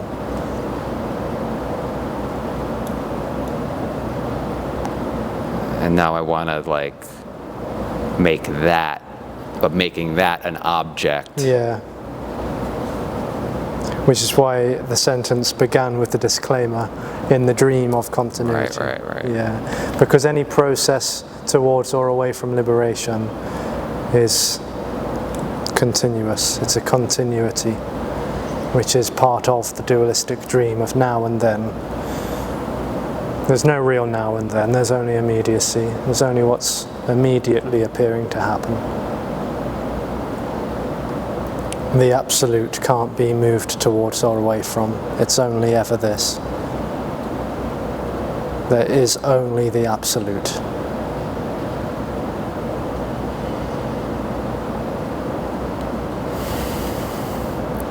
Yeah, that's why I had that moment yesterday where that was so obvious, but it was also obvious that there was like a yearning for something else. Right? There's only this, but part of this is what seems to be a yearning for something else. Yeah. Which is painful. It's a kind of suffering, yeah. It's a kind of suffering, but there's nothing else. So it's just like that suffering is timelessly this, yeah. Timelessly this. And you're just helpless, but just to... Well, the you isn't really there to be helpless. It's just, Right. It's simply suffering. The suffering of separation. Yeah. Yeah. And just compassionately exposing that this is what you longed for this whole time. That's putting it poetically, because you can never have this. But what the dream of me longed for this entire time was never separate. It was never a millimeter or a millisecond away from whatever is happening. It seemed to be kept hidden by the looking for it in the what's next, in the next thing, the next place, the next person, the next substance, the next whatever. I was always so busy looking for it that I was overlooking it, because it's already everything. Yeah, but that's what's weird about that moment where it felt like I was both not overlooking it, but still experiencing the attempt to overlook it. Sure. That sounds like basking. It sounds like the resonating of this unknowable wonder. Seeing the futility. Yeah, like it is this, but I still sort of residually want to try. Yeah. Just to make sure. Just to make sure that it definitely can't be found in the what's next. Yeah. Did you call that a basking, did you say? Yeah, I like the word basking, yeah. But isn't basking sort of have a positive connotation? Well, I guess it doesn't have to be, it just is. Yeah.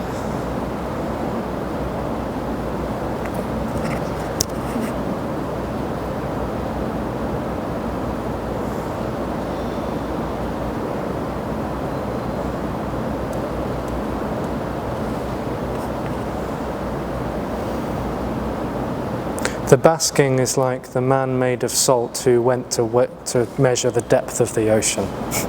That's what it's like. It's like I tried to get it, I tried to be separate from it, to remain separate, and when I went to measure the depth of the ocean, I completely disappeared in everything. And there's no one left. There's only the infinite. So that's neither positive or negative. Basking might sound like a nice sort of but actually it can be like being incinerated as well. Yeah. Body can seem to present in all sorts of ways when that seems to be, percolating or infusing. Did it feel like being incinerated to you? No. Lucky bitch. Huh?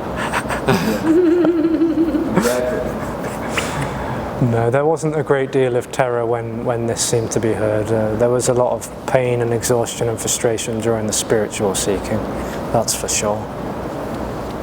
But when I came across this, it was like, I don't know, it just seemed like it just seemed like a breath of fresh air compared to everything else I was apparently taught and conditioned to believe. Yeah. In the contrast of spiritual teachings and practices and all that stuff, it just seemed like a relief, to be honest, for the system, not for me. Yeah.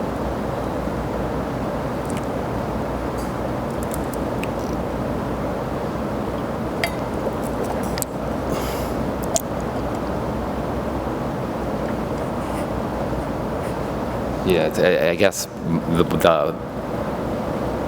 what feels to be like a momentum of tension kind of feels related to the spiritual search, like, and all the seeking energy, more so than this. It's just, I guess, like carrying that momentum into trying to get something out of this. Yeah. You know? Yeah. It's conditioned to try and get somewhere with this. Yeah. And it seems to hit up against a brick wall in the attempt to get somewhere else, to achieve something, to take something away, to make progress. It's just a brick wall. It can't go anywhere with it. And that was probably happening before spiritual seeking too, right? It's just like, or do you see that as like the main? With the spiritual seeking, it seems to be feeding a dream of continuity, feeling like it's going somewhere. Yeah. Making progress. Yeah. And it will turn anything into a progression. Whether it's about being more flexible in the yoga class, more strong in the gym, more meditative in the ashram, more high in the club. It's always about more. It's always about more. What's more? Like, I need more. More this, that, or the other. More integrated in the, the retreats and the gathering around the circles of fire we all share, the inner circles and all that stuff. It's always about more. It can't get anything with this. It can't get any more or less with this. Yeah. There's nowhere to get to. Right. And there's no value to that, like, building up of wanting more and then having all that energy come to something like this and hitting that brick wall. It's like it's not like that energy is going to, it almost, I've heard it gets sold as sort of like the gurus will tell people who are seekers to do all these things, not because they think they're going to get anywhere, but just because they're like, so they get to the point where they realize nothing works, basically. Right, yeah, there's no criteria. There's no preparation for this. No one will ever be prepared for this. Yeah, no matter how many meditations or yogas, kriyas, tantras, breathworks, pranayamas, nidra, there's no preparation. Yeah.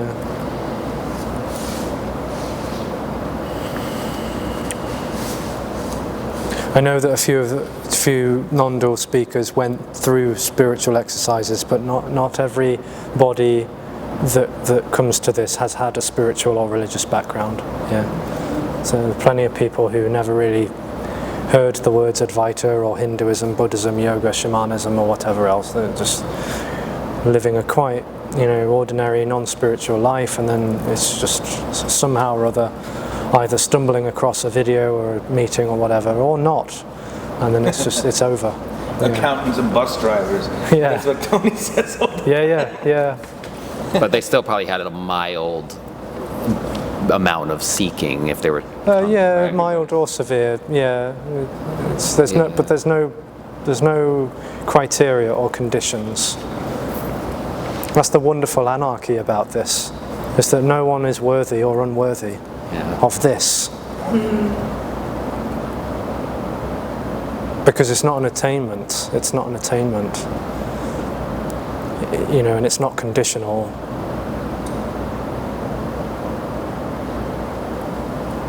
It's just the absence of that looking for it. That really is. It's just the absence of that looking around. That's all.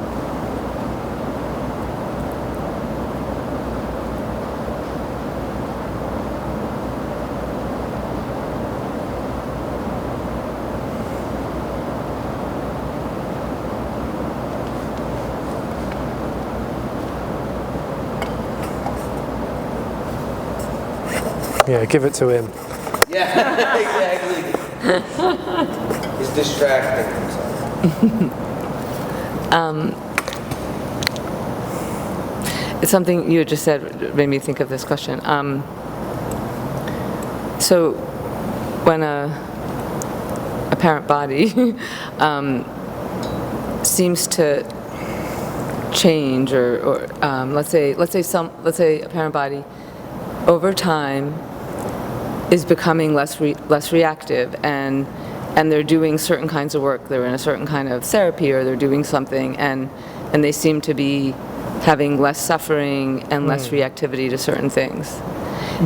Is that like, is there a relationship between the interventions that are happening, that after a particular meeting a person feels less suffering, and then they notice that they're less reactive to the things that they used to be really reactive to, and it continues in that way? Is there a relationship?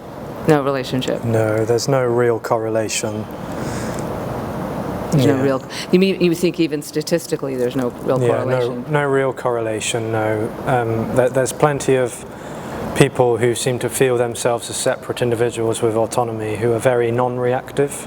Right. I mean, I was one of them. You know, like when I was practicing plenty of Buddhism, mindfulness, metabhavana, loving kindness, all this stuff, ethics and precepts and whatnot.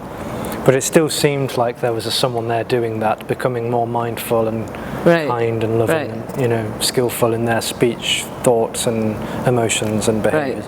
And it's not that really what it was happening? It never brought me closer or further to this, no. So it's not like any of that's wrong. But it just, it's But I'm not even talking about closer or further, I'm talking about like less suffering. Right, well. But I guess that, not even, like, is there an idea of less, like someone feels like, oh, I'm not as tortured as I used to be, or my relationship is better than it used to be? It's still relative, it's still relational, because it still seems like someone's there having a better experience. Exactly. Which is fair enough. But what's exposed is that's still a dream. Totally, yeah. It's still a dream. Yeah, but they could be having a better experience than they had 5 years ago, and then, well, in this illusion of time, and then 5 years from that, they might be even a better experience. So what does that mean? Only in the dream of continuity. In the dream of continuity, right. No one's really there having that as a better experience. The heaven realm is still samsara. That's the thing. Like, I know I'm sort of falling back on Buddhist things just for the play of it, but the heavenly realm is still in samsara. Samsara is what? The suffering of separation. Yeah. So the heaven realm, the hell realm, hungry ghosts, titans, animals, humans, it's all relative, it's all samsaric. So no matter how good or bad your experience subjectively seems to be, it's still in the dream of separation. Right. So nirvana, that makes nirvana transcends all polarities and dualities, so it's everything. Right. That's not better or worse, it's unpolarized, it's unobjectified. Right, but we could see why it would appeal to bodies who still have a sense of me to absolutely, to have these things get, quote, better. So attractive, but it's never enough. But it's never enough, right? That's the thing. It's thing never enough, and it's not liberation. It's not right. It's still something like that. I totally, That's the thing for the dream of separation, is it's never enough. There could always be more. No matter how subtle it seems to be, it could always be more. Yeah, and that's... Even if I feel like I've attained to the deepest, most profound samadhi, it could still be more samadhi. It could still be 1% more refined, more And tranquil. samadhi is the is that what's, Well, it's, but it's absorption. really, the real samadhi, there can't be more, right? The natural samadhi is everything and nothing. Yeah. Yeah. Yeah. Yeah, so exercises that seem to calm the nervous system and the body, it's obviously relative because it's it sounds experiential to some extent, but that's just what's appearing to happen. It's what's appearing to happen. Yeah. So it's, again, like we said yesterday, it's just like brushing your teeth. And I missed that part because I came in late. What was it? It's just like brushing your teeth? yeah, and eating food that serves the body and sleeping. Right. There's nothing. You mean some of these exercises they're the same kind of thing? Yeah. Yeah. I remember once a while ago thinking that doing some of those things, it's like taking care of your car. Exactly. Yeah. Exactly. Maintenance of an organism, which has no one in it. Which has no. It has no one in it.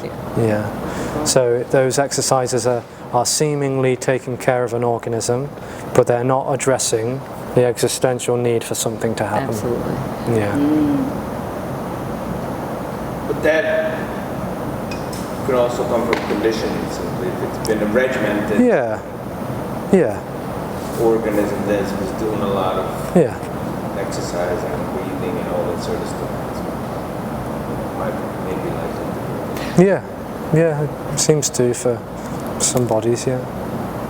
So one piece of that I'm wondering about now is there's no cause and effect. Right? Without two.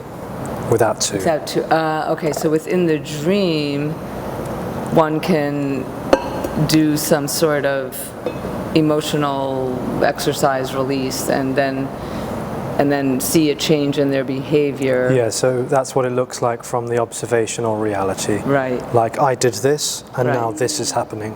Right. Because I can observe the past and the present and see the connection between the two. So I did this exercise and now I'm feeling this way. Right. Cause and effect. Cause and effect is the interpretation from separation. Without the observer to distinguish past and present and future, there's no separate events leading from one to another. There's only immediacy. I know this isn't really a question I can ask sort of, but if there wasn't the exercise, would the release or relaxation have happened anyway? It's not really a question you can ask, right? You know what I mean? We're seeing, from the observer, it's okay, the person did this practice or, emotional exercise and then felt less suffering and better. And the cause and effect is because of, the cause and effect is the interpretation. Yeah. But if they didn't do that exercise, would there have been this release? It lives in the dream of continuity, it has to, yeah. And who knows? Who knows? Who right? knows? Who knows? There's no. And what release? What release are we talking about? I don't know. Whatever. Yeah. So that's all. They just felt that. Yeah. It's all. Yeah. As an experience, it's a dream. Yeah. There are plenty of people who really put a lot, or seem to, in the dream, put a lot of effort into practices, and they don't get the desired results, Right. despite really trying Yeah. to get what they want. Yeah. Yeah. And sometimes it is quite blissful and euphoric. Yeah.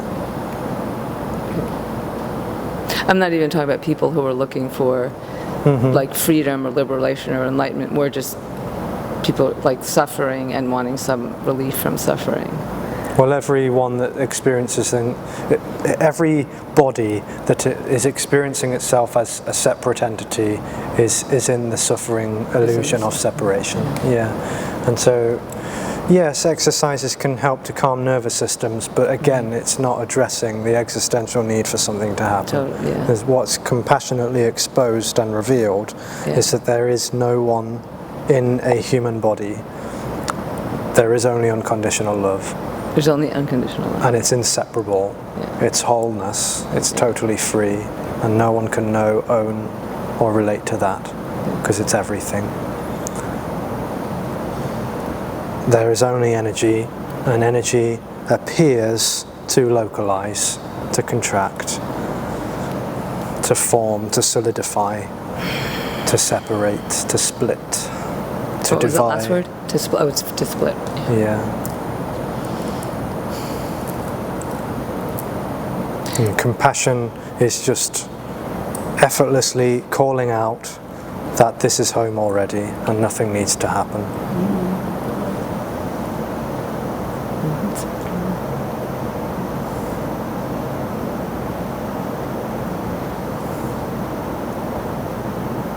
There's a question that someone asked me recently. I was just, how about when you were saying suffering, separation is going to be suffering for every human body. Like, there are some bodies, or are there some bodies that appear not to be suffering and would tell you that would say that they're not suffering? I guess that could be part of the story. I don't fully understand the question. like some bodies that are not that are separate, that feel a complete separate sense of separate self and me, sense of me, but don't appear to be suffering. This is where the word suffering gets a bit ambiguous. The suffering is meant as a felt sense of positionality, and however gross or subtle that might be, it's some kind of existential splitness that feels like it's cut off. So that many bodies just kind of seem to get by. They don't feel themselves to be in an enormous amount of pain. There's still hardships in life, and there's still the misinterpretation that there's autonomy and that stuff. But many people don't really seem to be that bothered about it. They get upset and all this happens, but And then there are people who, are very familiar with the so-called terminology and non-dual lingo, conceptually understanding this, and yet and seemingly in a tremendous amount of existential agony.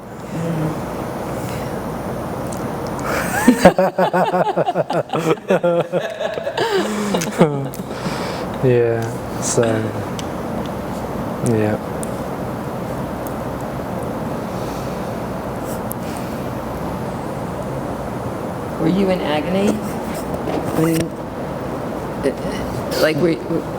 Prior to now knowing this, what you know, let's say. I mean, it's not known. Yeah. It's not known. Was there a lot of agony? There was suffering of seeking and separation in an apparent dream which never really happened to anyone. And the thrill of the hunt seemed to amplify that. I can tell you that the more I strove in the dream of thinking that there was someone doing that, the more it strove towards enlightenment, the more annoyed and agitated it got. Like, I want to get to that damn pot of gold at the end of the rainbow. Why does it keep moving away from me? And it got more and more frustrating. And every single teacher, in their sincerity and earnestness, tried to help me get closer to that pot of gold at the end of the rainbow, never actually exposing. So, yes, the earnestness of the teacher kept kind of subtly saying, just keep going, you'll get there one day. Which is why, rather provocatively, it's suggested that that is not true compassion, because they're leading you on. To believe that you'll get to that pot of gold, which isn't there. It's not there. There is no pot of gold at the end of the rainbow. So the seeking and the striving and the efforts, the practices, have just kept on. It was actually, and only for this organism was it like that. I'm not saying that it's like that for everyone else, but it just seemed to get more agitated by the hunt. Like the dog chasing its tail, just getting more upset, running harder, going faster, more meditation, give it more effort. Do you think that's done out of like a practices got them to a point where they improved the dream to some extent. This is kind of going off the question before. And so they're living a better life than they imagined they were living in the past, and now they think that if I tell other people what I did. Yeah, they may feel like they've come to discover something and they feel like they've got it and they can help others along the way. Yeah. It's just some of them are, it's like so close to what you're saying. Like, I studied with a meditation teacher who would say, like, there's no one doing anything. And basically, like, that, realizing that is sort of like the key to freedom, basically. But it's in that way of putting it, it sounds like an experience that someone is going to realize that there's no one. Yeah.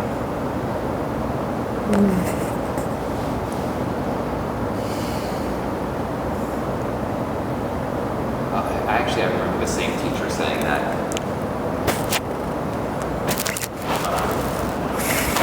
I remember the same teacher saying that in most people who he believes like get there it's actually not like a moment of an experience. It's just like a kind of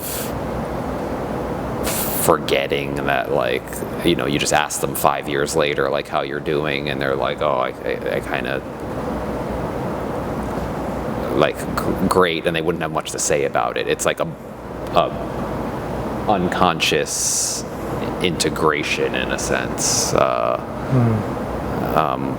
And so when I think of it like that, it almost does sound similar.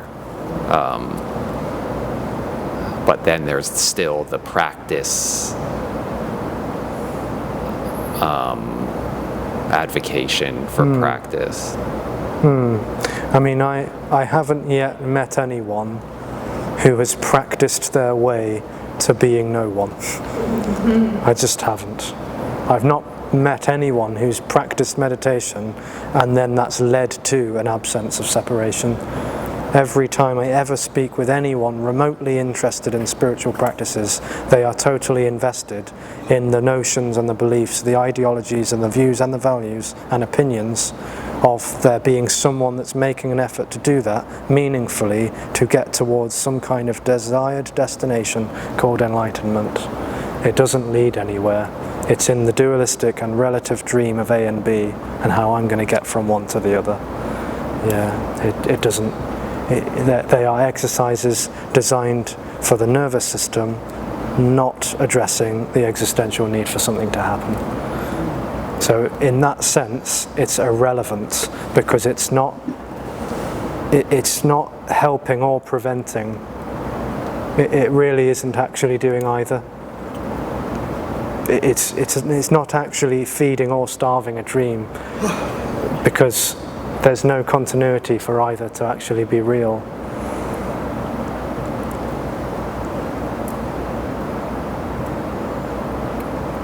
Practices don't lead to anything, nor do they take you away from anything. Yes. And no one chose to do either. No one chose to practice or not practice. And this isn't something that you come to as a result of anything else because there's no prior cause to this, and anything that even could be imagined as a prior cause to it. It's too easy to practice, basically. It's simply too easy to practice because it's already being without a being. It's already this without someone efforting it to happen, willing it to happen. It's too already. Every attempt is just, So as I just said that, like, it felt so obvious to me, and it seems so obvious. And then the energy comes in and, no. Yeah. Guilt. It almost feels like though, it's a lot of the energy, the sort of like place it gets bottlenecked for me is like in my neck, actually. The place it gets like stuck, it feels like it's there. And sometimes like saying it, like the reason I like repeated it back to you is because I resonated with it. And it was like, if I don't say it, it feels like I'm gonna get back in that. Right. So then it's trying to avoid avoidance. What do you mean? It's trying any way it can to remain awake. Yeah.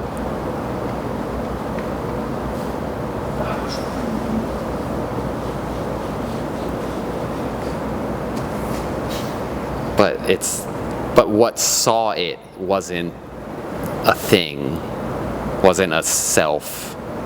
It was just like, I guess, is it as soon as it feels like something needs to happen in order to keep it going, that is the illusion. That is.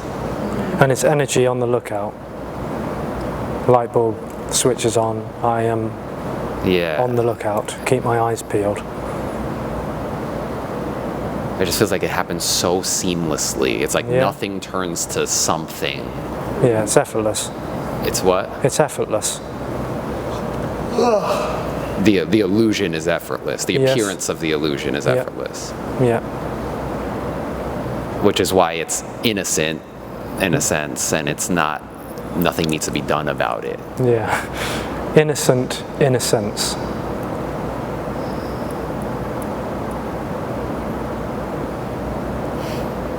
Because it's not there. Yeah, and there's no one in there. There's no one choosing. It's just energy, that's all it is. If it stops looking out, it disappears and no one's left. Nothing is revealed, nothing is new, nothing is old either. Nothing is like, you know, there's just the absence of that looking around for it, that's all. Too simple, too easy, too immediate, too natural, too ordinary. It's not interested in that, it wants something else, it wants to be on the lookout, wants to know when it's not going to be there. Like a child waiting for Santa Claus to come down the chimney. But Santa's never going to come if I keep my eyes peeled. It prevents the very thing that it's resisting by being on the lookout for it. Its own imminent absence. It wants to know, it wants to be there to know. So it can put its stamp of liberation. But it's not really preventing it. Not really, no. No. We're talking in dream terms. Yeah. But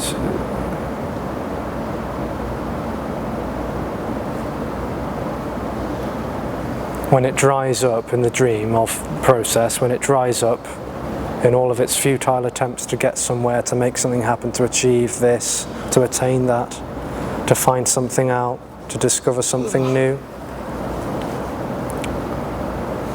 just lights out. Total ordinariness. It was never not this. Never not this. I, the dream of separate selfhood, was too busy looking around for it in a place, a person, a substance, a state. I disappear. This isn't new. This isn't something grandiose, special, magnificent, sacred or holy or noble or divine. It's simply this without me in it, that's all. Yeah. Like I can notice like a attempt to get closer to your words. Like Yeah, if you listen in really carefully, then you might not hear what I'm saying. Following it, that is just like following, not that you're following, but that attempt is the seeking energy. Yep.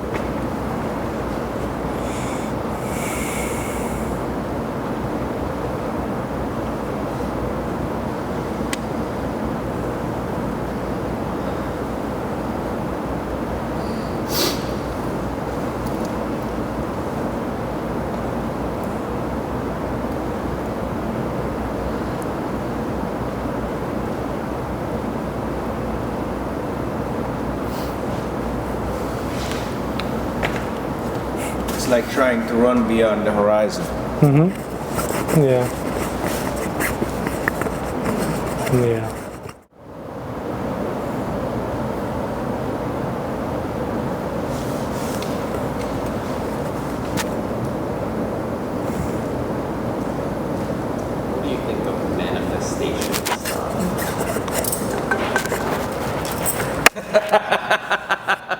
What do you think of manifestation stuff? Well, there is no real manifestation. There's no real creation. There's no real separation. So it's nothing. It also requires autonomy again, really, in the way we're talking about the law of attraction and that kind of thing. It requires an autonomous individual to focus their energy on this thing and away from that thing. Move more towards that and away from this. But there's no one really in a body to navigate. So it's an illusion. I'm not saying that things can't appear in synchronistic and serendipitous ways, but none of it ever actually happens to anyone. So it's not real, and there's nothing actually anchored to this and that. It can only look like someone is pulling towards something if there's a dream, an individualistic dream.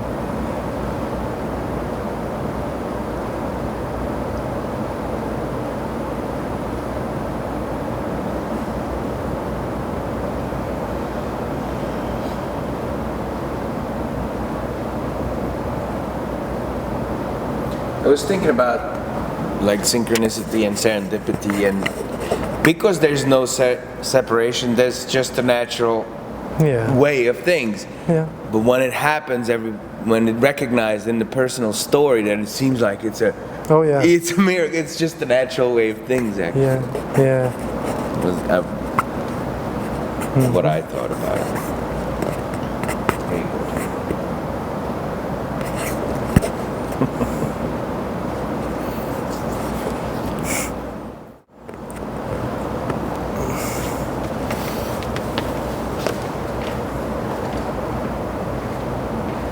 Jack, did you put the water in the fridge? The water, the San Pellegrino. Still can't hear you. The water, did you put it in the fridge? Would someone be willing to get? Where in the fridge? Downstairs. Downstairs? In the kitchen? Not in the kitchen, it's sitting outside. Thank you. Can't miss it. Does the sense of wanting or desiring, is that gone when there's no separation? The personal wanting. So what would there be instead? Well, if you're talking about wanting as in seeking, then yes, that dies with the dream, seemingly. But wanting to do something like, I want to go to the ocean. Yeah, the body doesn't become a robot. Right, so it's the body has right desires. Yeah, preferences and that. Going for dinner or coffee or whatever, yeah. But it's not. Yeah, it's just not happening to anyone, yeah. And it doesn't have a loaded, right, like there's often a loaded narrative or something with the person. Yeah. Like what it's going to bring. A charge, yeah. Yeah.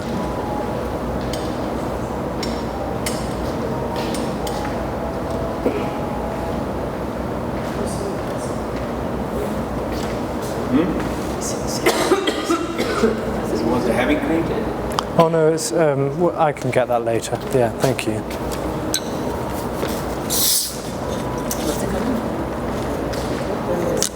Nobody's running. There's no captain. Music is just appearing.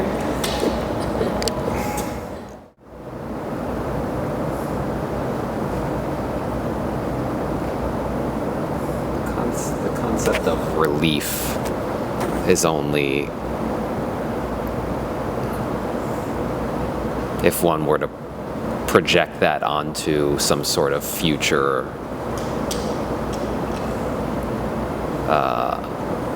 the feeling that comes with some future liberation or whatever, that's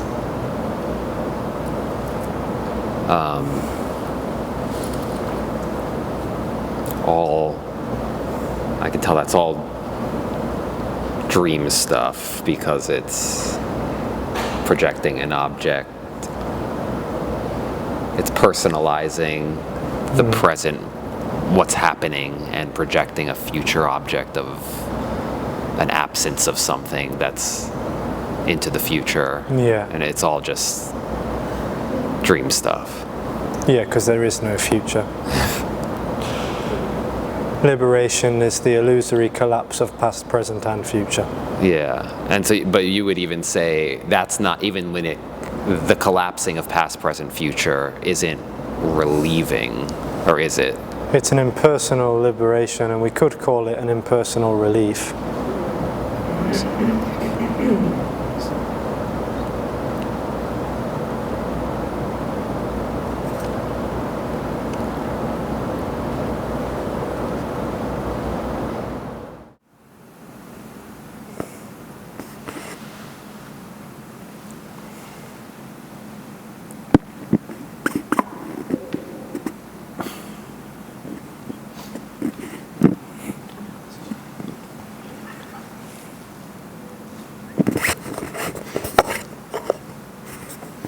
Before, when you mentioned like it's all like a deep sleep, so when in nighttime deep sleep, there's no knowing of the body at all.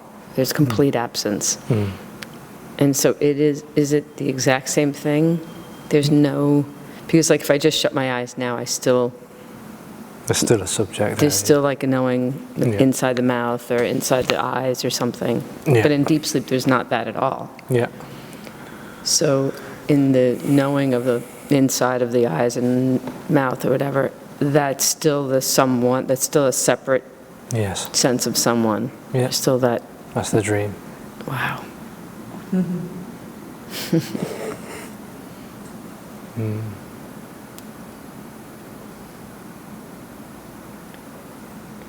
So for you, there's no sense of even inside the body. The you is gone.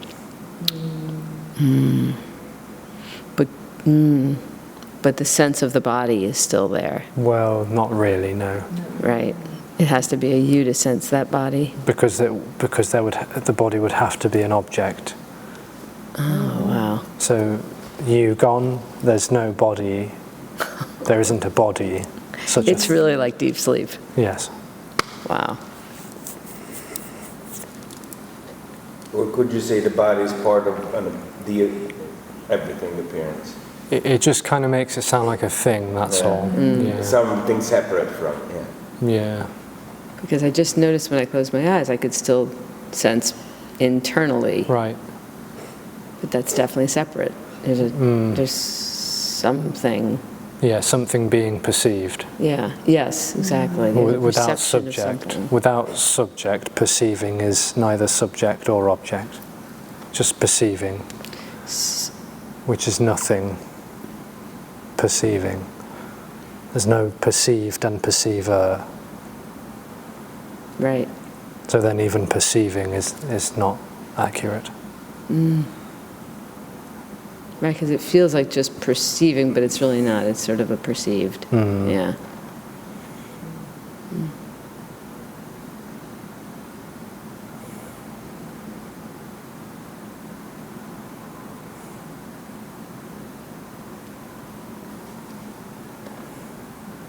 Pure absence. Wow. Yeah. Really deep sleep describes it.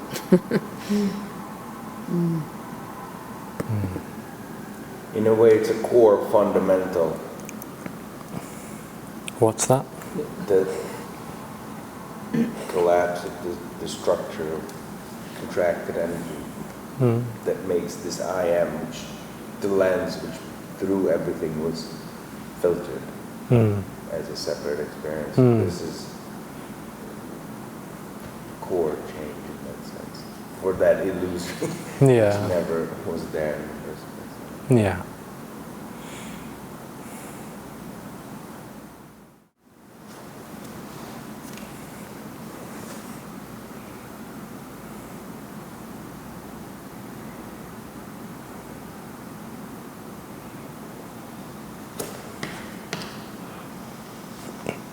So this is simply, timelessly, already complete. Nothing needs to happen, nothing ever needed to happen.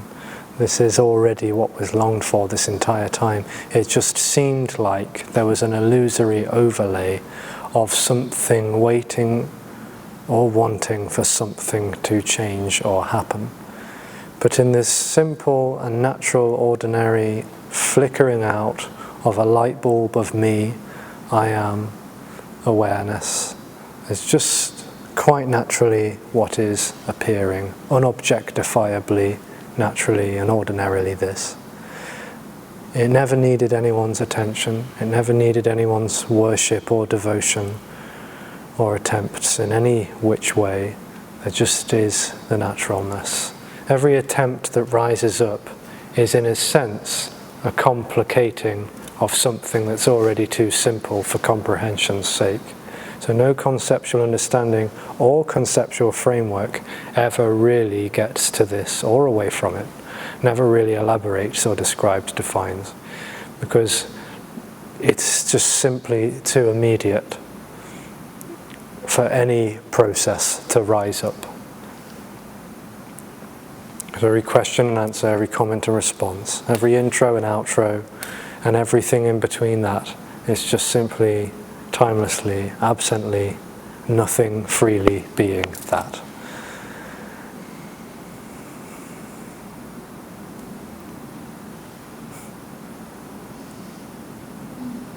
And it just only seems apparent when there is no one looking for that. No one looking for that, and no one trying to not look for it is just too easy, really. Easy in the sense of there being no application and no doer, because it was never apart, it was never divided, it was never separate. There was just looking, appearing to happen, and even that was never really in the way, because it's all innocence, unconditionally, vibrantly this. Wholeness without a name or an aim.